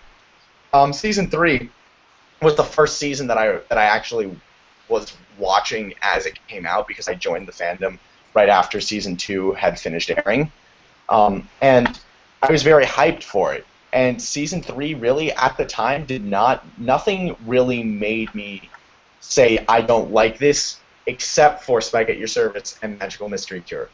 But I feel like season 3's biggest downfall is that it was so short. If it had been a regular-sized season with a proper 2-part finale, for like even okay, so I said before that Magical Mystery Cure should have come later in the series. I would have been okay with Magical Mystery Cure coming at the end of season 3 if season 3 had either been regular season length and gotten a 2-part finale, or if it had gotten a 2-part finale with only 13 episodes and we removed Spike at Your Service from the roster of episodes that we have to watch, and we got a 2-part finale for Magical Mystery Cure. Because it's so rushed as it is that, I mean, it's a good presentation, but there's not enough build up, and it's just rushing to get over with, and honestly, it's just basically like one long song, so it's kind of forgettable. Yeah, and absolutely right. God, that season was. It was. There was some good moments, but every once in a while, well, actually, some of those good moments for me were in bad episodes. I didn't like most of the episodes the entire season because like I was being overcritical of the characters. But yeah. Oh, and this is a live stream for writing advice, so let's get back to that now. Yeah, So that is what it originally started off as, and then we just started talking about the Yeah, show. yeah, I think we're friends now. I believe we had you for a bit too long. Is there anything you want? Is there anything else you want to say before we kick you out of here? Yeah, get out of here, you Yeah, scrub. Well, oh, all nice. right. Uh, Leave. well, for one, everyone thinks that Applejack is pretty much a dull character because like all she is family oriented farmer. And honestly, that is absolutely not true. The fact that she's more family oriented than any other main six member means she has the most to relate to everyone who watches, who has a loving family and they love their family. So I can So punch a tree and apples will fall out. exactly. So you should go do that. Anyway, so yeah. Also, she is not all farmer and she is not all family. She has strengths and weaknesses, and honestly, her strength is actually one of her weaknesses. She doesn't like letting other people take the lead because she likes to be in control of the situation, which actually you could see a lot of in that one episode where they think Pinky is like one of their distant relatives, so they go to check it out. Like the fighting among the family really represents each of their characters very well. Apple Bloom is anxious and ready to do new things, but usually overlooks everyone else as a result. Not in a cruel or mean way, but as like she doesn't notice the things that go on around her when she's like very action oriented. And Big Mac is usually the silent guy, but he's very opinionated and he expresses that through his actions rather than words. I mean, notice like he started getting more upset and he continued to pile more and more things on top of the cart in defiance of Applejack, and he didn't voice his opinions. He just continued on with what he was doing, just more aggressively. Yeah. And yeah, and Granny Smith, who thinks she knows a lot and she can and believes that she can give a lot to the younger people in her family, which she can, but at times she takes that a little too far and begins leading the whole advance. You know, like when she was trying to navigate them down uh, the river, she tried to get the wheel away from Applejack. No, I'll steer, and no, I'll steer, and that kind of argument happened because Granny Smith was just so confident in her abilities, even though uh, she is actually very flawed. Yeah, Like she wants to. like the tonic episode where she drinks tonic and she thinks she feels younger suddenly. Oh yeah. By the way, that episode, I didn't realize this problem until I saw a review about it. It's that they chose the very wrong pony to portray this because she was old. She has legitimate physical restrictions, and to say that's all in her head is massively cruel to the elderly of the world. Just think about that. Wait, are we still talking about the show or writing? No, Kind of a well, mix God now, damn I it, we guess. are. I mean, yeah. To me, like just talking, just going a bit back from that to the Applejack and Granny Smith dynamic is pretty interesting, actually, because they're both battling to be controlled, to be the matriarchs of the family, because Granny Smith's been the one for the longest time, and she's really old, and she's used to all that, and she, by seniority, she has that power. But Applejack is an adult, and she's, she's younger, and she's going to be, to say it very bluntly, she's going to be around longer than Granny Smith will be. And it's just like she wants to be able to have that control of her family because she's preparing for when she has to take full control over it. But Granny Smith is not ready to let go of that power just yet. So it's a very interesting, very subtle family power struggle that they have. Yeah, and the thing that I actually want to point out for anybody who's going to write a story in the future with Granny Smith is, oh god damn it, I lost my thought. All right. Just to keep in mind the mentality of old people. Basically, Granny Smith wants to feel important because there was a time when she was important. She was relied on. And now people are taking care of her. And she's not doing things to actively support the family anymore. Old people, like in basically anywhere in the world, like to feel like they're achieving something, that they're like giving to someone, like giving back to what they gain, and want to feel relied upon and basically needed.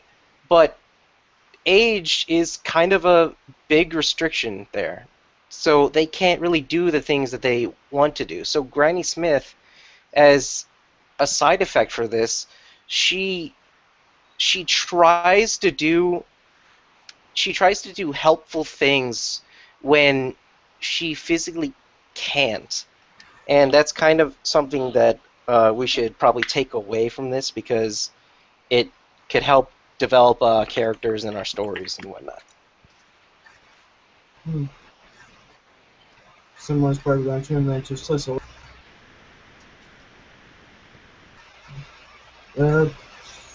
Anything else, sir? No, you can kick me out now.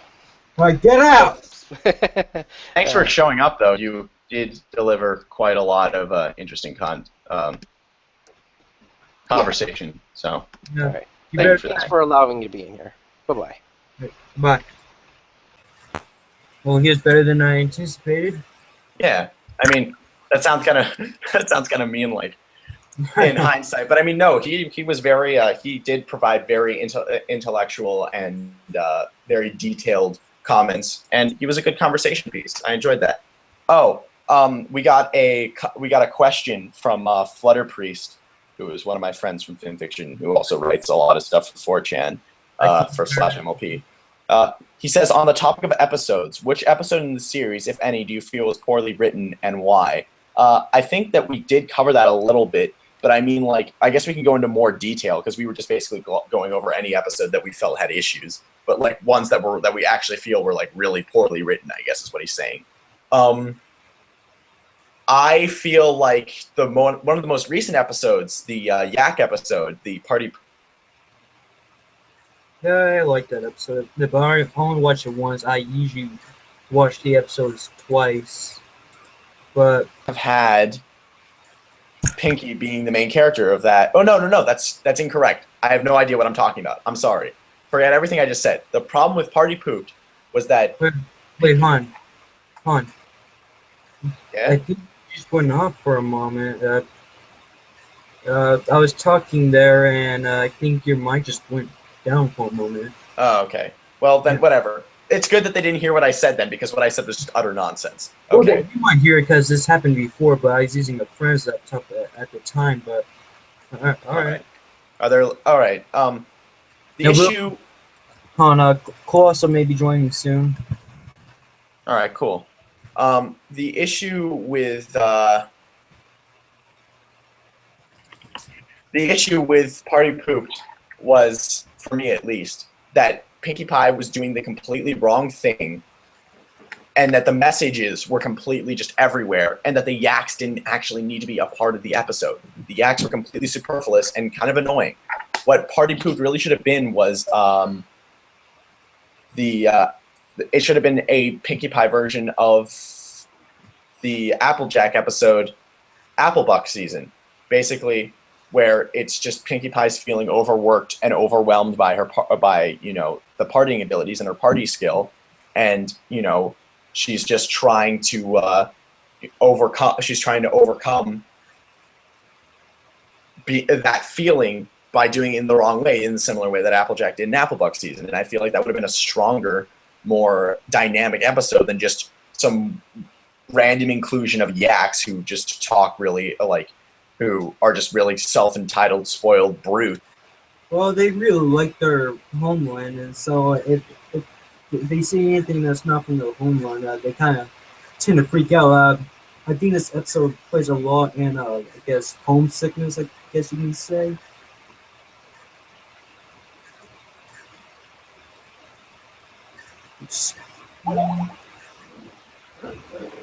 Hello?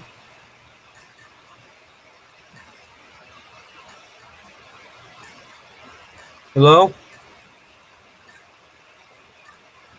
Oh my god, are we off again?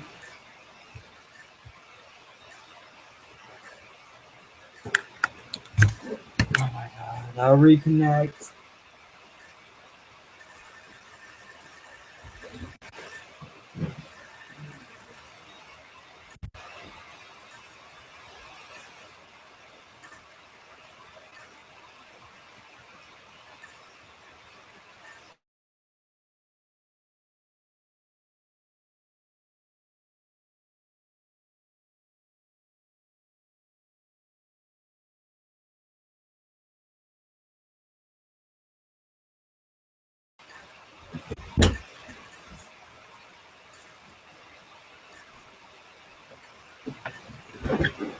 Okay, you can try joining, man.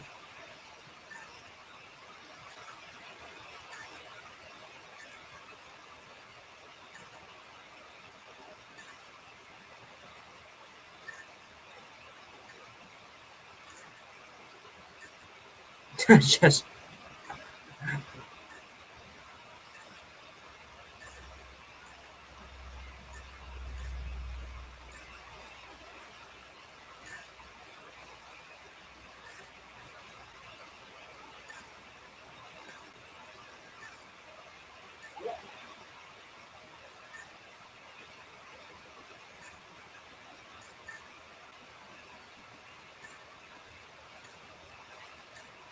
oh, you're back. All right, there we go. Yeah.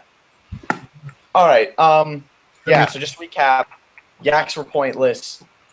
They were just treated as just like very self-entitled, spoiled brutes, and they just didn't really need to happen for the main message of the Pinkie Pie episode. That episode was Pinkie Pie was doubting her abilities, and just it was pulled off in such a poor way that I feel like that was one of the most poorly written episodes of the season. And Spike at Your Service, I don't think was poorly written. It was just it fell into that Meriwether Williams trap of it did not fit the style of the show very well at all. And it also did have some really stupid moments in it, but it was not nearly as poorly written as the Yak episode. So that's just my opinion. I think the episode plays a part in, like, I guess, homesickness. I guess you can say that. Like, the yaks are kind of homesick, and so they see something that's not home, they freak out, basically. Yeah, I mean, again, that's just my opinion. But yeah, what in your opinion, what is the poorest written episode of the series? And Colosso just texted me. He says, "No spoilers." Well, I think the most fully written episode. That's kind of hard. I'm actually trying to do a rerun of every episode, and I haven't really run by much so far. But I agree with you about Spike at Your Service, but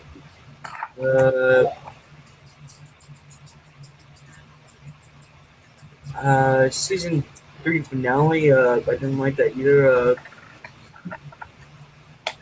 It's kind of hard to explain. I don't remember much. I need to check it out. I'll look at an episode list. Will that work?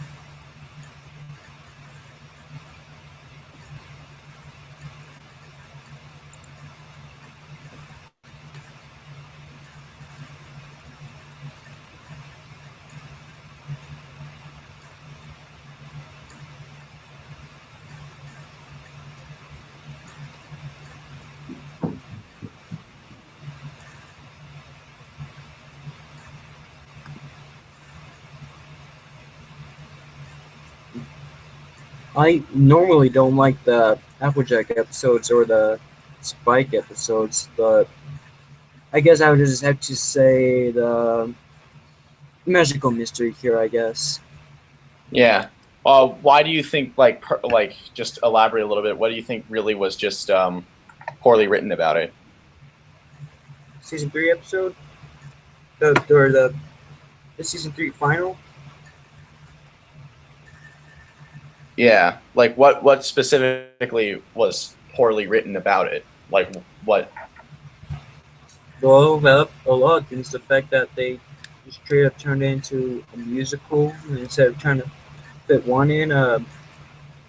The fact they could have waited a little while longer for this. You know, there's just a lot of things. It's been a while since I've seen the episode, but yeah, it's not my favorite at least.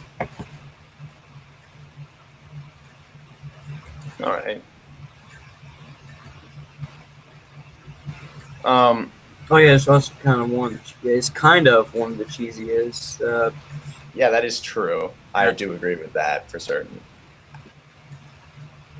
Yeah, but like in a show like this, like we're ready for the cheesiness, you know.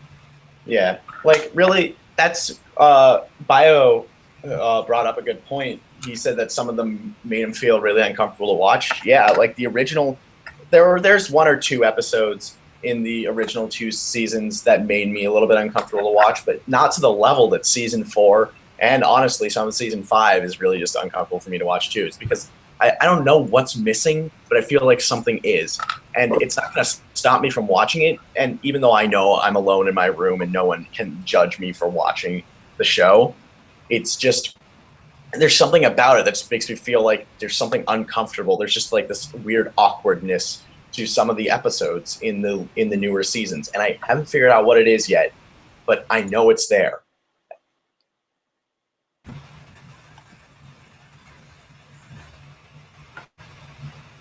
Are you all right, man? Huh? You just went quiet for a second there. Oh, where did I cut off? Did you just stop talking, or like were No, you? I was talking all the way through. I think there's just an internet connectivity issue. Oh, because I still heard some clicking or something. Yeah. Well, I mean, yeah. Just very succinctly wrapped up. Um, I think there's something vaguely uncomfortable about the episodes, and it's because there's something missing, but I haven't figured out what it is yet. So that's just basically those are my 3 cents on that.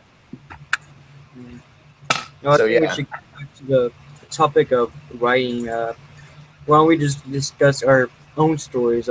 How we're going with them. All right. I mean, honestly, for me, like you can just throw out whatever you want to talk about, and I will chime in on that because I don't really have anything specific I want to say about my work. So if you just throw out questions, then I'll answer them.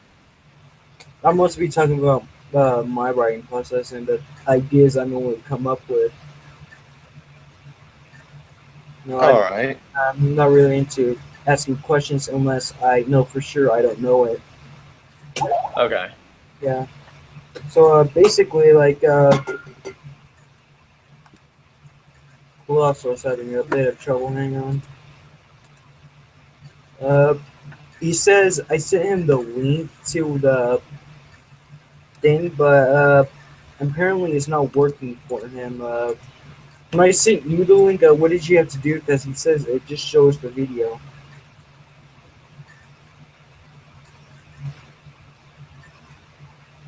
Oh, Well, come again. I missed that. Sorry. Colossus is having a hard time joining. Oh, he's here. What's Oh, up? cool. What's up, Yes. The weird guy is here, yes. Hey, Paul. Ray? More people. Yes. Uh, we're talking about writing right now. Yes, I Basically, was the listening. process that goes through my kind of writing. I write in layers, like layers as in the first draft, second draft. I call them layers for a reason because I have to keep on going back and make the sentence better, or delete stuff, change stuff. Is Writing is actually a very hard thing to do, and if you're trying to make a commitment to it, it's going to be hard. All right, let's just leave it there. Uh, no, I've been in writer's block for about a year and a half now. That's the beginning since I joined my very first fanfic. That was like the first fanfic I ever wrote, and I failed completely at it. Like you, Regidar. Wait, I hope I'm saying your name right. Am I? It's. I know this sort of goes against English convention, but I pronounce it Regidar, not right. Are you It's yeah, Regidar? it's Regidar. It gets pronounced Regidar a lot often. So just my official pronunciation is Regidar. Well, there goes my head cannon. Like you, Regidar, my very first fanfic was a huge fail, but kind of bigger fail. Like, had over 50 dislikes and about only 5 likes. That's how my news story is going right now. Shut It's not. up, I'm talking! Okay, go ahead. I'm sorry. Go ahead. That's how my news story, Diamond in the Rough, is going. It's got more dislikes right now, but it's slowly starting to build up on the like side. It's kind of like that one scene from the final scene from Harry Potter and Goblet of Fire between him and Voldemort. That's how I think about it. Anyways, basically, yeah, my story is a complete fail, and I was so disappointed in it. Like, I was so new to this writing business, I ended up deleting the story from existence. Like, I cannot view the story anymore. I can try rewriting it, but yeah, I won't really post. I just rewrite it to remind me, hey, you're a failure. It's basically. But Um, since then, I made a commitment to do better, and I feel like I am because I'm coming up with a lot more better ideas. Uh, the longest story I've been working on so far has been the Dark Run, and that's basically Breaking Bad inspired. The idea of the story is that Rarity breaks bad, basically. Like, it's an alternative universe where the crime rate is higher in Equestria, about 93 to 97% high, and yeah, it's a high amount. And yeah, Rarity realizes, oh, this isn't safe, and she basically starts her own gang, and a whole series of events happen, and it causes her to like just yeah, Break Bad. yeah, but there is like a lot of equivalence as to Breaking Bad in there, but it is a little different because in the story I tried to require depictions of the character, like amazing depictions. No, later in the story, I'm not going to try to include spoilers because there might actually be people who actually read it, but like later in the story, an event happens and it causes her to like, let's say, have PTSD or something because of like the event that occurs. Like she realizes she's like this is far more worse than she realized, and it causes her to have like a depression or say so. And she's very more distant from her friends, and that's going to be a problem later in the story. And depicting her in that way is kind of tough because the way you usually see her in the show is uh, very different from the way you're going to be seeing her in this story. Because in the story, she's basically a mafia leader. She's gonna be killing ponies, and yeah, later she's not gonna have any regret. She's gonna figure out, hey, I got to do this. It's basically Breaking Bad. Okay, let's leave it at that. Yes, but well, there's a lot more to it. Uh, putting in depictions in your stories, that's like the best thing you can do because when you depict something, that means like they could be learning something. You know, the audience, they could be learning something.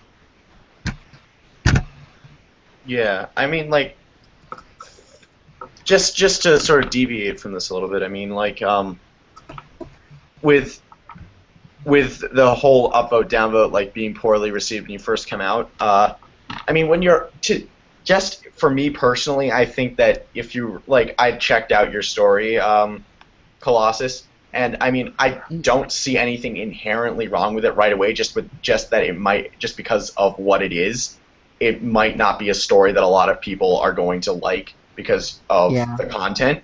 But I mean, like, just when Yeah. you first start off writing, especially like, because I'm not gonna lie, I have zero actual writing expertise. What happened with me is I read a lot when I was younger, so I knew how the English language worked, and then I spent the past 3 years writing constantly, all the time. So just through that, I got better.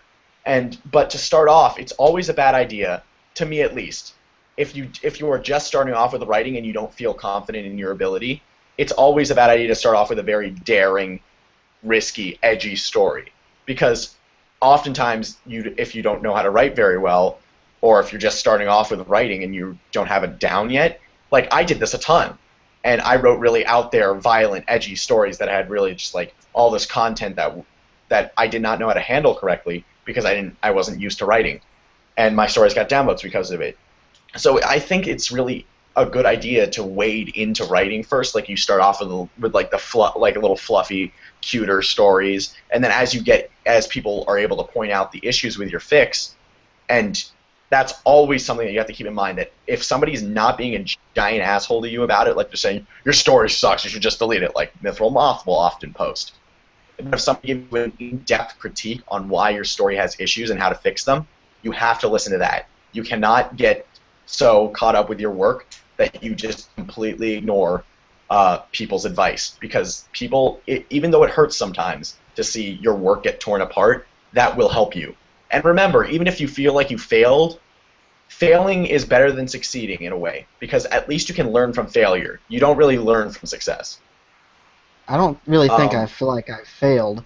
There's just Oh no, I'm not. this I'm not. one I'm not trying to comment make on. you out. I'm not trying to make you out to be a failure. I'm just saying. Sorry, I realized that it came off as a little bit like rude. No, no, no, But no. I Don't mean, worry I'm about just it. saying that because right now you have like a 9 to 12 upvote ratio.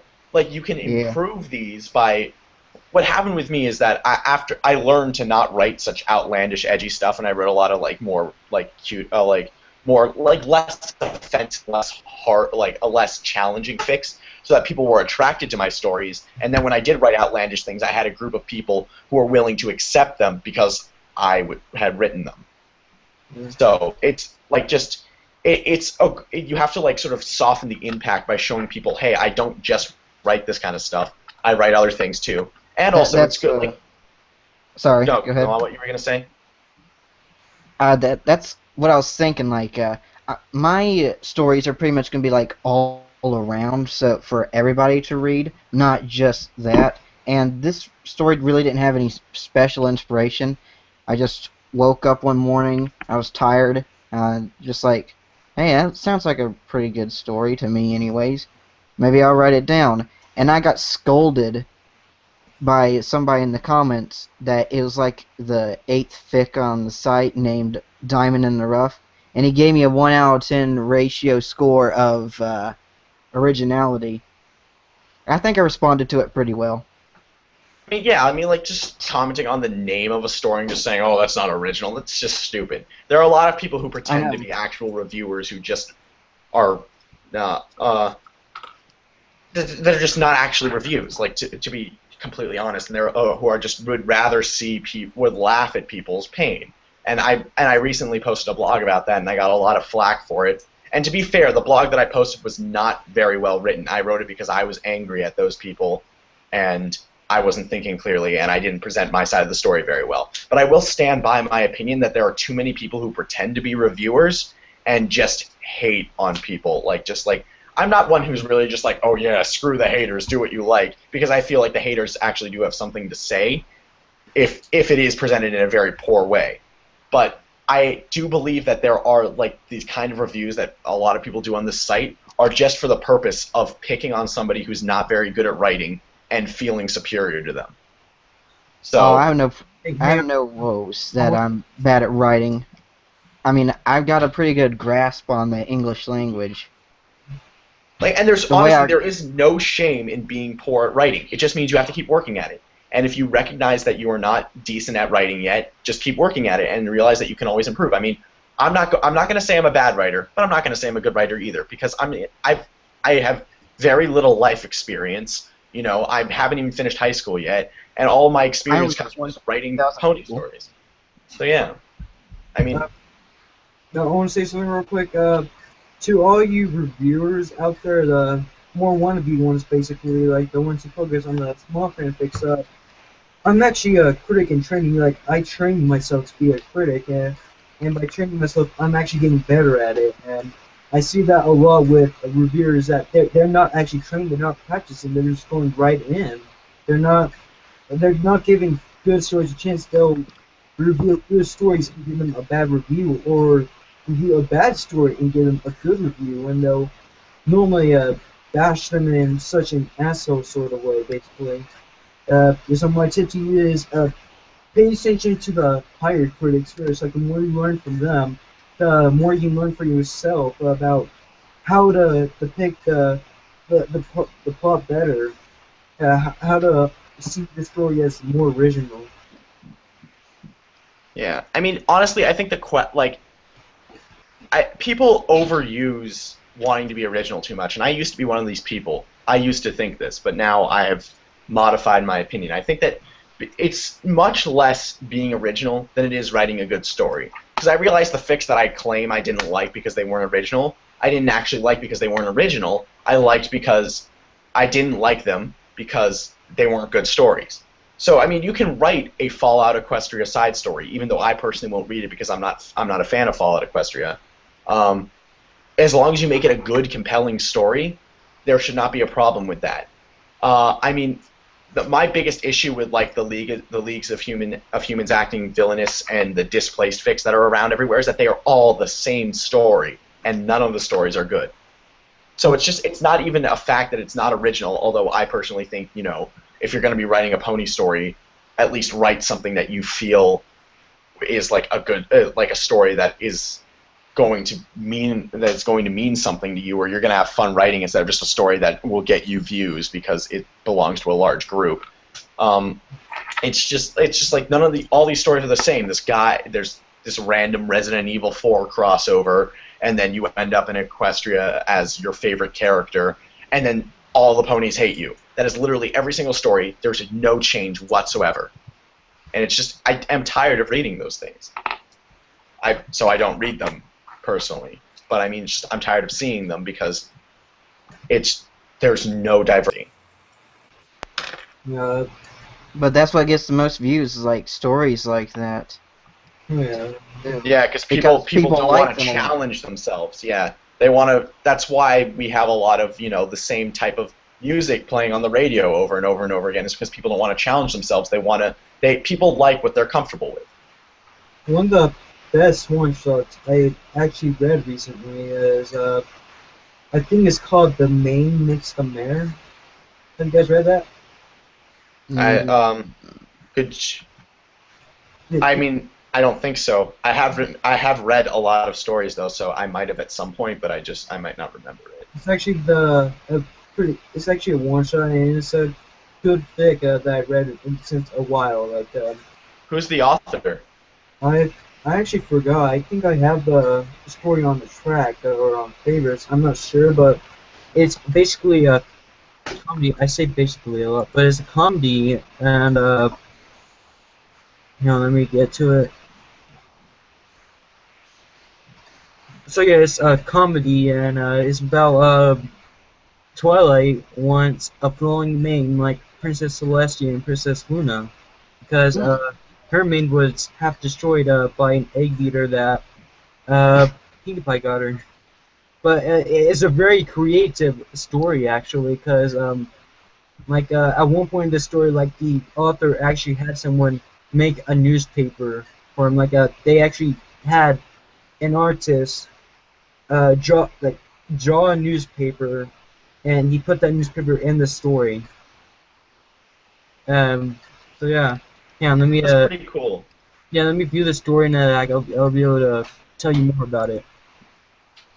Can I call you Regidar anyway? Because it's as I've trained my mind to say it like that, and I've come to accept that that people aren't going to pronounce it the way I want it to, so I don't really care anymore. I used to care a while ago, but now I've just accepted it. if you want to, instead of just calling me Colossal, you can just call me Cole, C-O-L. All right, I'll It, call you Cole then, just for shorthand, and you can call me Reggie or Reggie or whatever. Reggae. Reggae, sure. I do live in Hawaii, so I have to listen to that a lot. Tuh. I thought you were vacationing there. Oh no, I've lived here for 11 years, coming up on 12. Okay, so the story's by Dubs Rewatcher. Oh, Hmm. I'm good. I'm actually pretty good friends with Dubs. I wonder if he's listening in on this right now because I linked him With the Dubs. stream. Hello, Dubs. We can see you. I really like your bathroom. Two-ply, not bad. You better close that window. There's gonna be cars honking. Alright, so yeah, I like this story. Uh, so Twilight wants a flowing mane, but in order to get it, she has to see the I forgot what they call it, but basically like there's this author of all beings, and the author of all beings is Faust. Right. That's a common. That's actually a pretty common headcanon I find is that there's like that basically this is the hierarchy goes Princess Celestia, Princess Luna, her parents, whoever they are, either Queen Galaxia or whoever they decide, like it was like the queen, the king and queen of space, and then they have Fosticorn at the top. Yeah, but it isn't really depicted in that way. It's depicted in a very different way. Like she isn't depicted as a mother. She's just depicted as the chick who created Princess Celestia, Princess Luna, everything in the entire universe, and So she's God. kinda. But instead of Lauren Faust, she's depicted in a much more of a way that she's a troll. No, Faust or Faust? Which is it? Is it Faust or Faust? Which is it? I think it's pronounced Faust actually. I pronounce it Faust because I have a ridiculous American accent, but the German pronunciation. I don't know. I suck at pronouncing things as well, so Pronunciator. that's nothing. Oh. The German pronunciation is Faust. Yeah, it's Faust, and she's depicted as a troll in this story, and yeah, she kind of is, because she tries to joke around with Twilight a lot, and she puts Twilight through so much trouble just to earn a flowing mane. Like, what currently is your title? And she says, Princess of Friendship, and Lauren, or Faust, looks up to her like, what is friendship? And she wants something that she can see and feel, and Twilight is aggravated by that because she's Princess of Friendship, and she's aggravated that the author of all beings does not believe in friendship. And once she finds something that proves that it's real, she has to go through a black hole of eternal pain. Oh Only man. pain. Yeah. Only pain may end your suffering. Yeah, and after she goes to the black hole, she has her flowing mane. Beautiful. I don't know. I Good do job. like Dubs. He is a pretty good. He's a pretty good person to talk to. I enjoy my conversations that I have with him, and he's a pretty decent writer. He wrote the only Equestria Girls story that I actually liked. And, I think someone's here. I'll be right back. All right. Reg, can I be shameless enough to ask you to review my story? What, the Diamond in the Rough? Yeah. Yeah, sure. I have no qualms with the subject matter, so I'll read it. Yeah. the thing with that story was it got refused like 3 times, and I published it. Well, I sent it in for approval and revoked it a lot of times to make a few tweaks here and there just to make sure it was ready, because apparently the characters were underage, and even when I did change it to make them of age, still got freaking revoked or just failured. Whatever. Failed I can't speak. from publication on the site. Moderation. Okay, yeah. Yeah. Well, I mean, And then sorry, go ahead. no, I actually had no concrete thought. I was just saying words. Continue. Oh. And then I talked to Obs on it, Obsolescence, and he told me what exactly made them aged up, and I told him, and he said, all right, send it in for approval, and I'll approve it. And that's the story of how Obs is one of the best moderators on this site. Yeah, Obs, even if he Well- doesn't like things, he's at least very lenient and willing to, work with people about things. So I agree. Obs is pretty awesome. I just don't think some of the- Meester likes me. Now, He's the Meester, you have to understand. I have some history with Meester, and Me too. the thing with Meester is that he started off as somebody who was very happy-go-lucky, somebody who was really just like he may have not been the most chipper, happy-go-lucky person, so that's the wrong word, but he was somebody who actually had he was a pretty easygoing guy. But then when he became a moderator, he ended up this was of no one's fault. This just is how it happened. He ended up becoming the guy who ended up reading and approving most of the fics, and that really took a toll on him. He had to stop doing his own writing. He hasn't even released a fic because he was doing so much for the site, and he often got yelled at by people who thought he was being unfair. And just over time, he got shaped into this really grouchy, miserable person because he was doing a lot of work and getting no appreciation for it. You can't really help but feel sorry for him. So every now and then, I think we should just at least thank him because he's actually trying to do his job, and we should respect him for that. Yeah. Yeah, because he's the most active moderator on the site. He's on almost all the time, and the fact that he has to read a whole lot of bad stories and good stories, yeah, that's going to take a toll. Isn't there supposed to be more than one story approver? I know he's the most online, but There is, but he's just the most active. He gets to most of them first.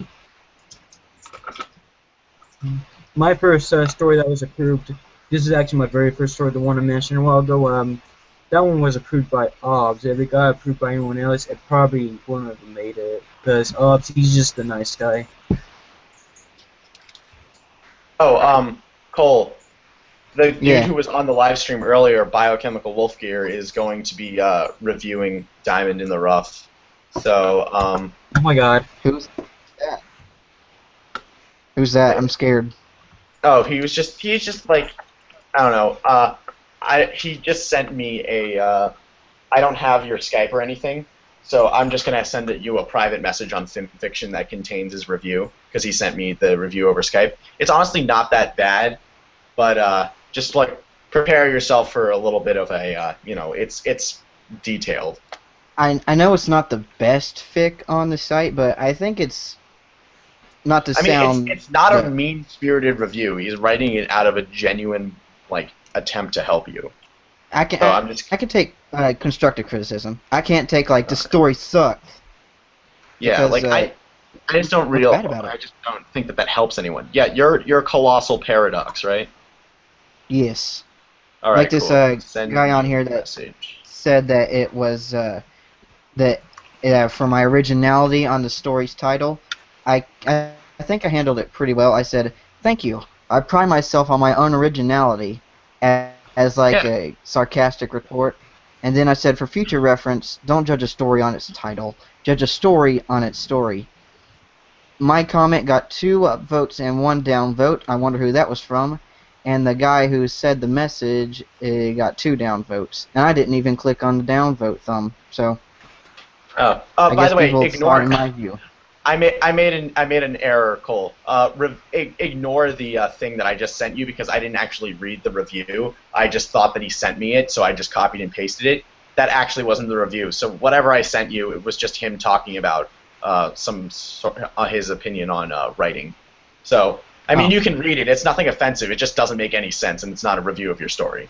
I'm gonna send him your story right now, though, so you can review it. I can actually handle criticism very well.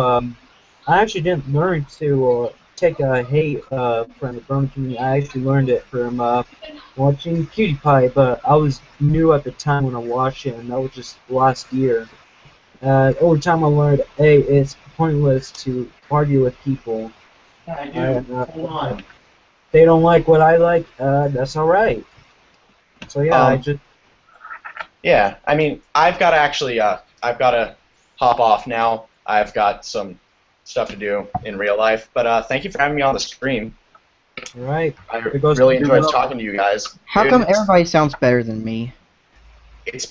we've gone on for like 2.5 hours, almost 3 hours. So I mean, it's not a Reg, bad run. I think you and I are the same age, and you already sound better than me. I hate my voice.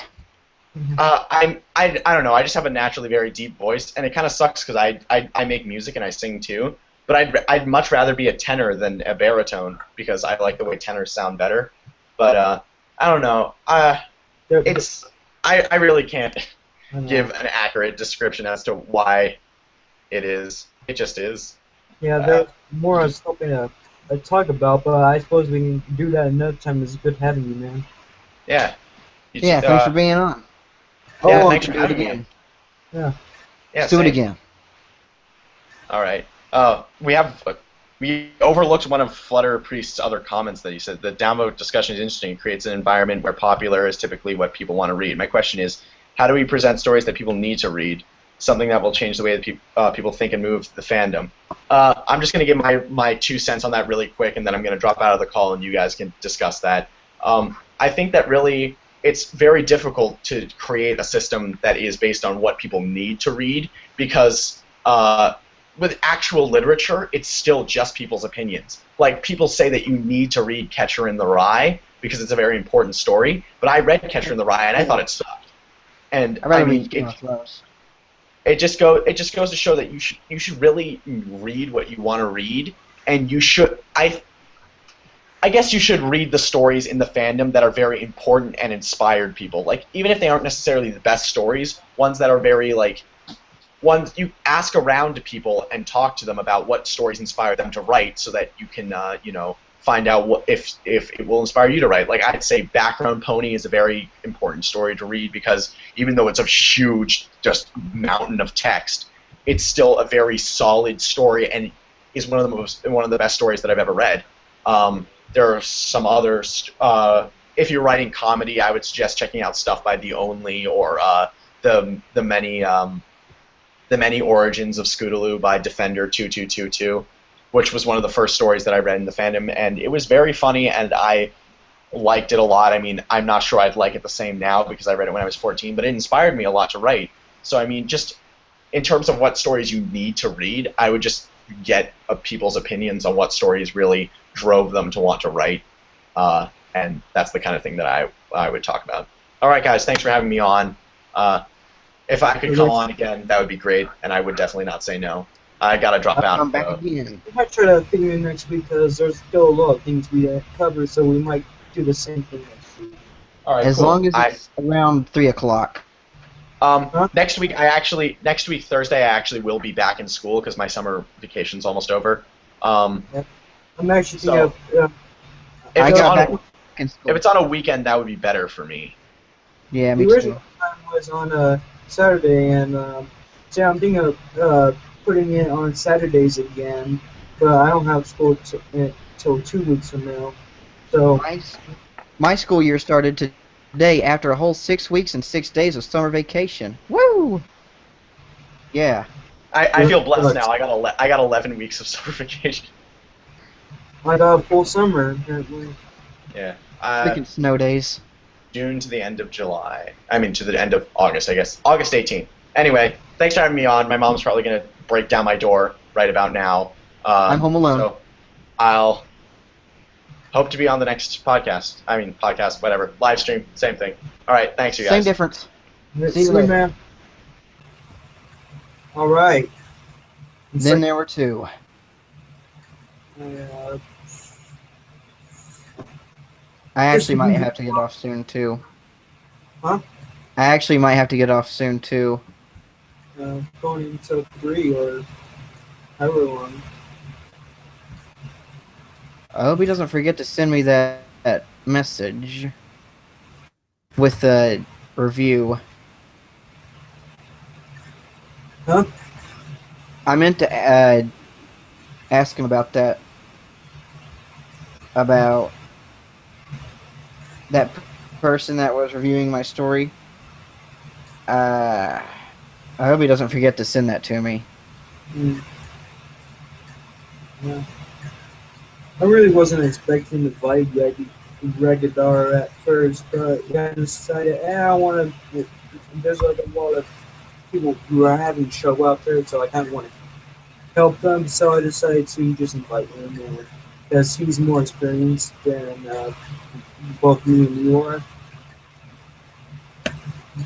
It's easier to get him to agree than some major writer like Pinstroke.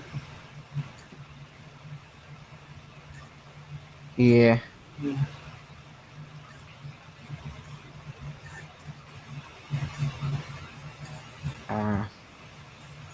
So you writing anything right now besides that other story? What was that? Are you writing anything right now besides that other story? I'm sorry, it's hard for me to make out what you say because my headphone jack is kind of messed up, and now everything from my headphones sounds robotic, and I don't know. It's just messed up. I don't know what to do. Oh my god, that's why I've been saying, man. I've tried taking the headphones off. No, it's not the headphones. It's the headphones jack. Like where you plug it in your headphones. There's something messed up with it in the computer. So are your headphones plugged in? Yeah. I tried unplugging them. Oh, okay. How do I sound? Hello? Well, it wasn't the best quality in the first place, but the audio jack being messed up just adds insult to injury. Yeah, you still sound like a robot. You have about 5 more minutes. What are we gonna do for the rest of the time? Watch a 5-minute YouTube video. Okay. Let's see here.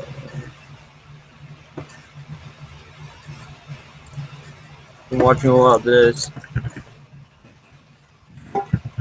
Also, send me a message about that thing that you were trying to tell me earlier. I couldn't make it out. Oh, I forgot. But if I remember, I'll. Alright. Do you like stand up? I'm more of a fan of sit down, but sure. Okay, you shut up now. I'm sorry.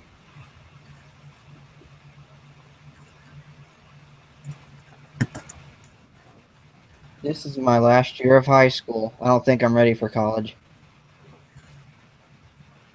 I don't want to take care of to go myself. through a lot of college actually because I'm going to be going through with I teach like a technical schools. I'm going to go to a film school and police academy. I might. So I have a lot to go through. You gonna screen share it? Oh yeah. Can you hear yourself after I unplug my headphones? Yeah. Uh-oh. Wolf Raptor. Hey. Okay, I guess you can just join. We're about to finish up. We're just gonna watch a video. Yeah, I noticed. So I just came in to say something to Nicole. Uh, Uh-oh. on your story, I'm the one reviewing it. Oh, Um, yeah. it's terrible, right? Thanks. Actually, no, it's pretty good. The thing is, you don't actually have enough. You're not explaining the characters very well, and it's a little too fast paced, and there's not enough explanation behind why they're going to do this in the halls or whatever. So, yeah, it's it's honestly very well written, pretty good, but I don't think you're telling enough of the story. Like all of a sudden, oh hey, this is who we are, this is what we plan to do, and then they're having I, sex. I was actually thinking that, like, you know what, this is being a little too fast paced, but I don't know how to Yeah, slow it down. I mean your writing is amazing, like absolutely amazing. It's just Thank you. you just got to slow down a bit. I Just don't know how to pace my stories. oh, it's all right. You already got all this written. All you need to do is just add a few more words and maybe have them have a conversation with each other, so that like the readers can follow them, and then it also sets a pace for you because as they're walking to certain places, they're talking to each other, and you can say when they turn a corner or whatever at different parts, and basically give a little bit more foreplay because yeah, because this is kind of really boring. How they're just let's go over here. All right, let's bang. So yeah, that's basically what I think is really going on that's wrong with the story. I Other don't than think that, there's it's gonna. written pretty well. I gave a tip a while ago. I don't Uh, think I'm gonna write any more Clop. Just the first two chapters was meant to set up the story of it Really? because the show how it goes on, Uh, but only things will be implied, and nothing will else will probably happen from that point. Because all it's right. not meant to be a Clop story; it's meant to be an actual story. Yeah, okay. So if you're going for that, then you definitely did something wrong, like in the first three paragraphs. They, if you're trying to convey something, you need a lot more words than what you put down here. I mean, we already understand the relationship between the Cutie Mark Crusaders, but just emphasizing it again is, you know, not really worth it from like what I'm seeing. Like you gotta focus more on the a relationship between Diamond Tiara and Silver Spoon specifically in this opening scene here, so we can at least understand why they're doing it. And this "who would want to date a bully" statement completely wrong to the MLP universe because uh, Silver Spoon and Diamond Tiara do it like shamelessly, being a bully, and they still expect uh, the best that life could throw at them because they were born that way, expecting things. So yeah, definitely the states of mind need to also be looked over. And let's see. I'm not really too in depth on their characters and their personalities. Oh well, it's okay. Hold on. I'm trying to think of a way to help you understand. hmm, Yeah, I All tend right, to do that a lot. Silver Spoon is isn't really like a very direct character. She kind of follows the crowd, kind of like how. Uh, Actually, you weren't here earlier, so I won't use Fluttershy as a reference. But basically, Silver Spoon is a much more assertive Fluttershy without the shy, and she also has very critical opinions of people she believes are lower class. So that's why she's usually around Diamond Tiara, is because they share personalities, and Diamond Tiara is kind of mostly the leader of the group. So also here. So if Silver Spoon is going to be the one initiating this, it's got to be kind of like Diamond Tiara has to agree to it. You can't just like throw these personalities to the wind and like just start having the Clop show up out of nowhere. But yeah, so yeah, Diamond Tiara is basically the leader, and they also don't care about being bullies to people that they think are lesser than them. I just got to restate that. Well, I respect your words and your review on my story, and I thank you for that.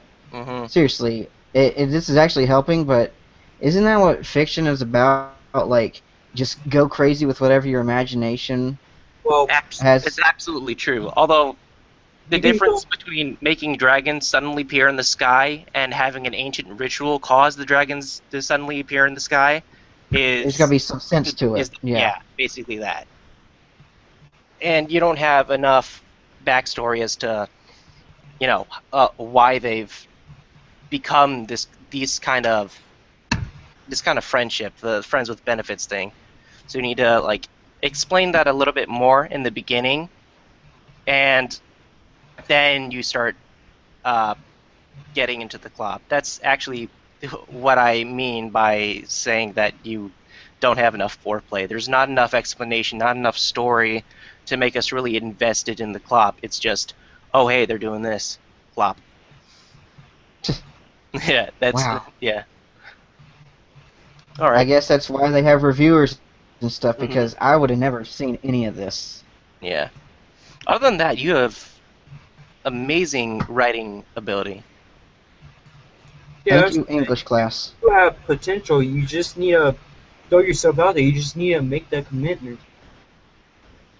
Actually, if you want to get in contact with me again, I could definitely look over some of your other stories if ever you need me. I'm Biochemical Wolf here on FimFiction, so just send me a PM or whatever, or we could just add each other on Skype or Steam or whatever. Yeah. Well, And my. remember, I'm actually willing to help anyone out on the story. So if you need a editor or a proofreader or just a straight critic, just let me know because I can help out as well. Hmm. Yeah. I'll help anyone. My Skype is the same as my username on everywhere. Which hold on, I don't. Real Colossus. Uh, it's just Colossal Paradox.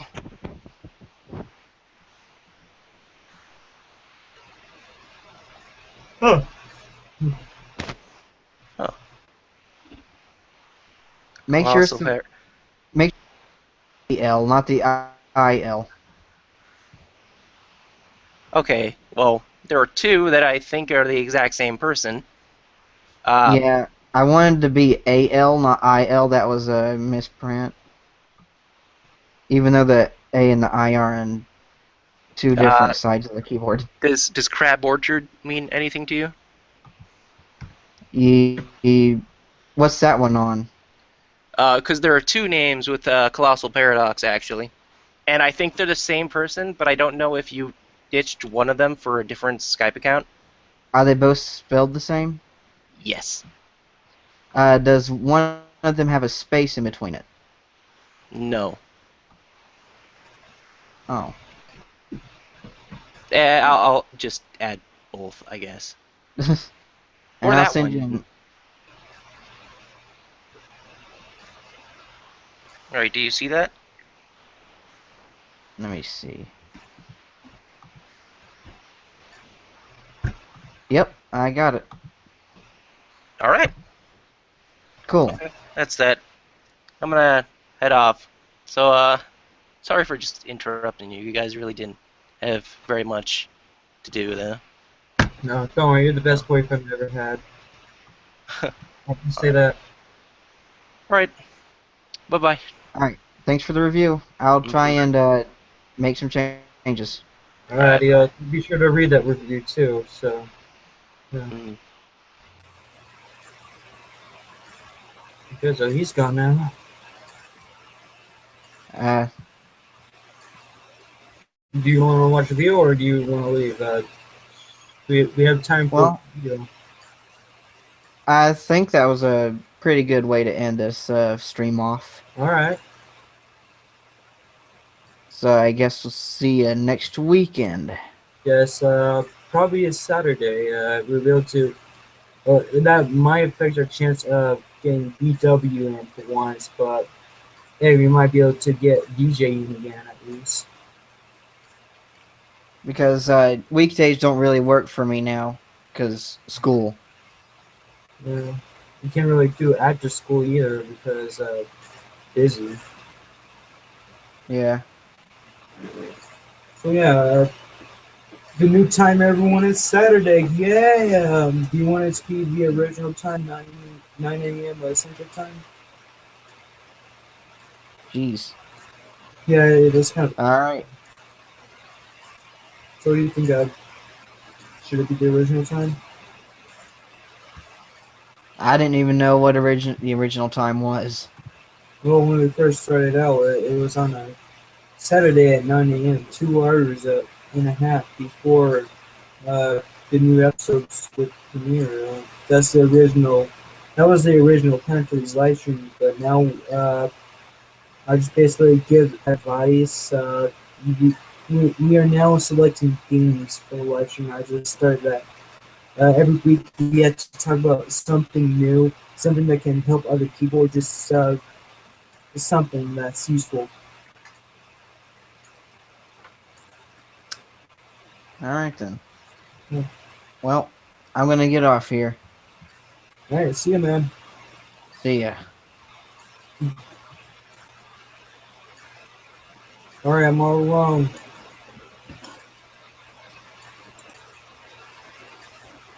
All right, if you okay, we only have one viewer. One viewer. Can you comment down? Probably not. Anyways, if you enjoyed this stream, we do this every week. We're we might get we might be able to get Regidar in next week too. Uh, so yeah, if you want more advice, we're doing this week hopefully. And yeah, I guess that's the end. See ya.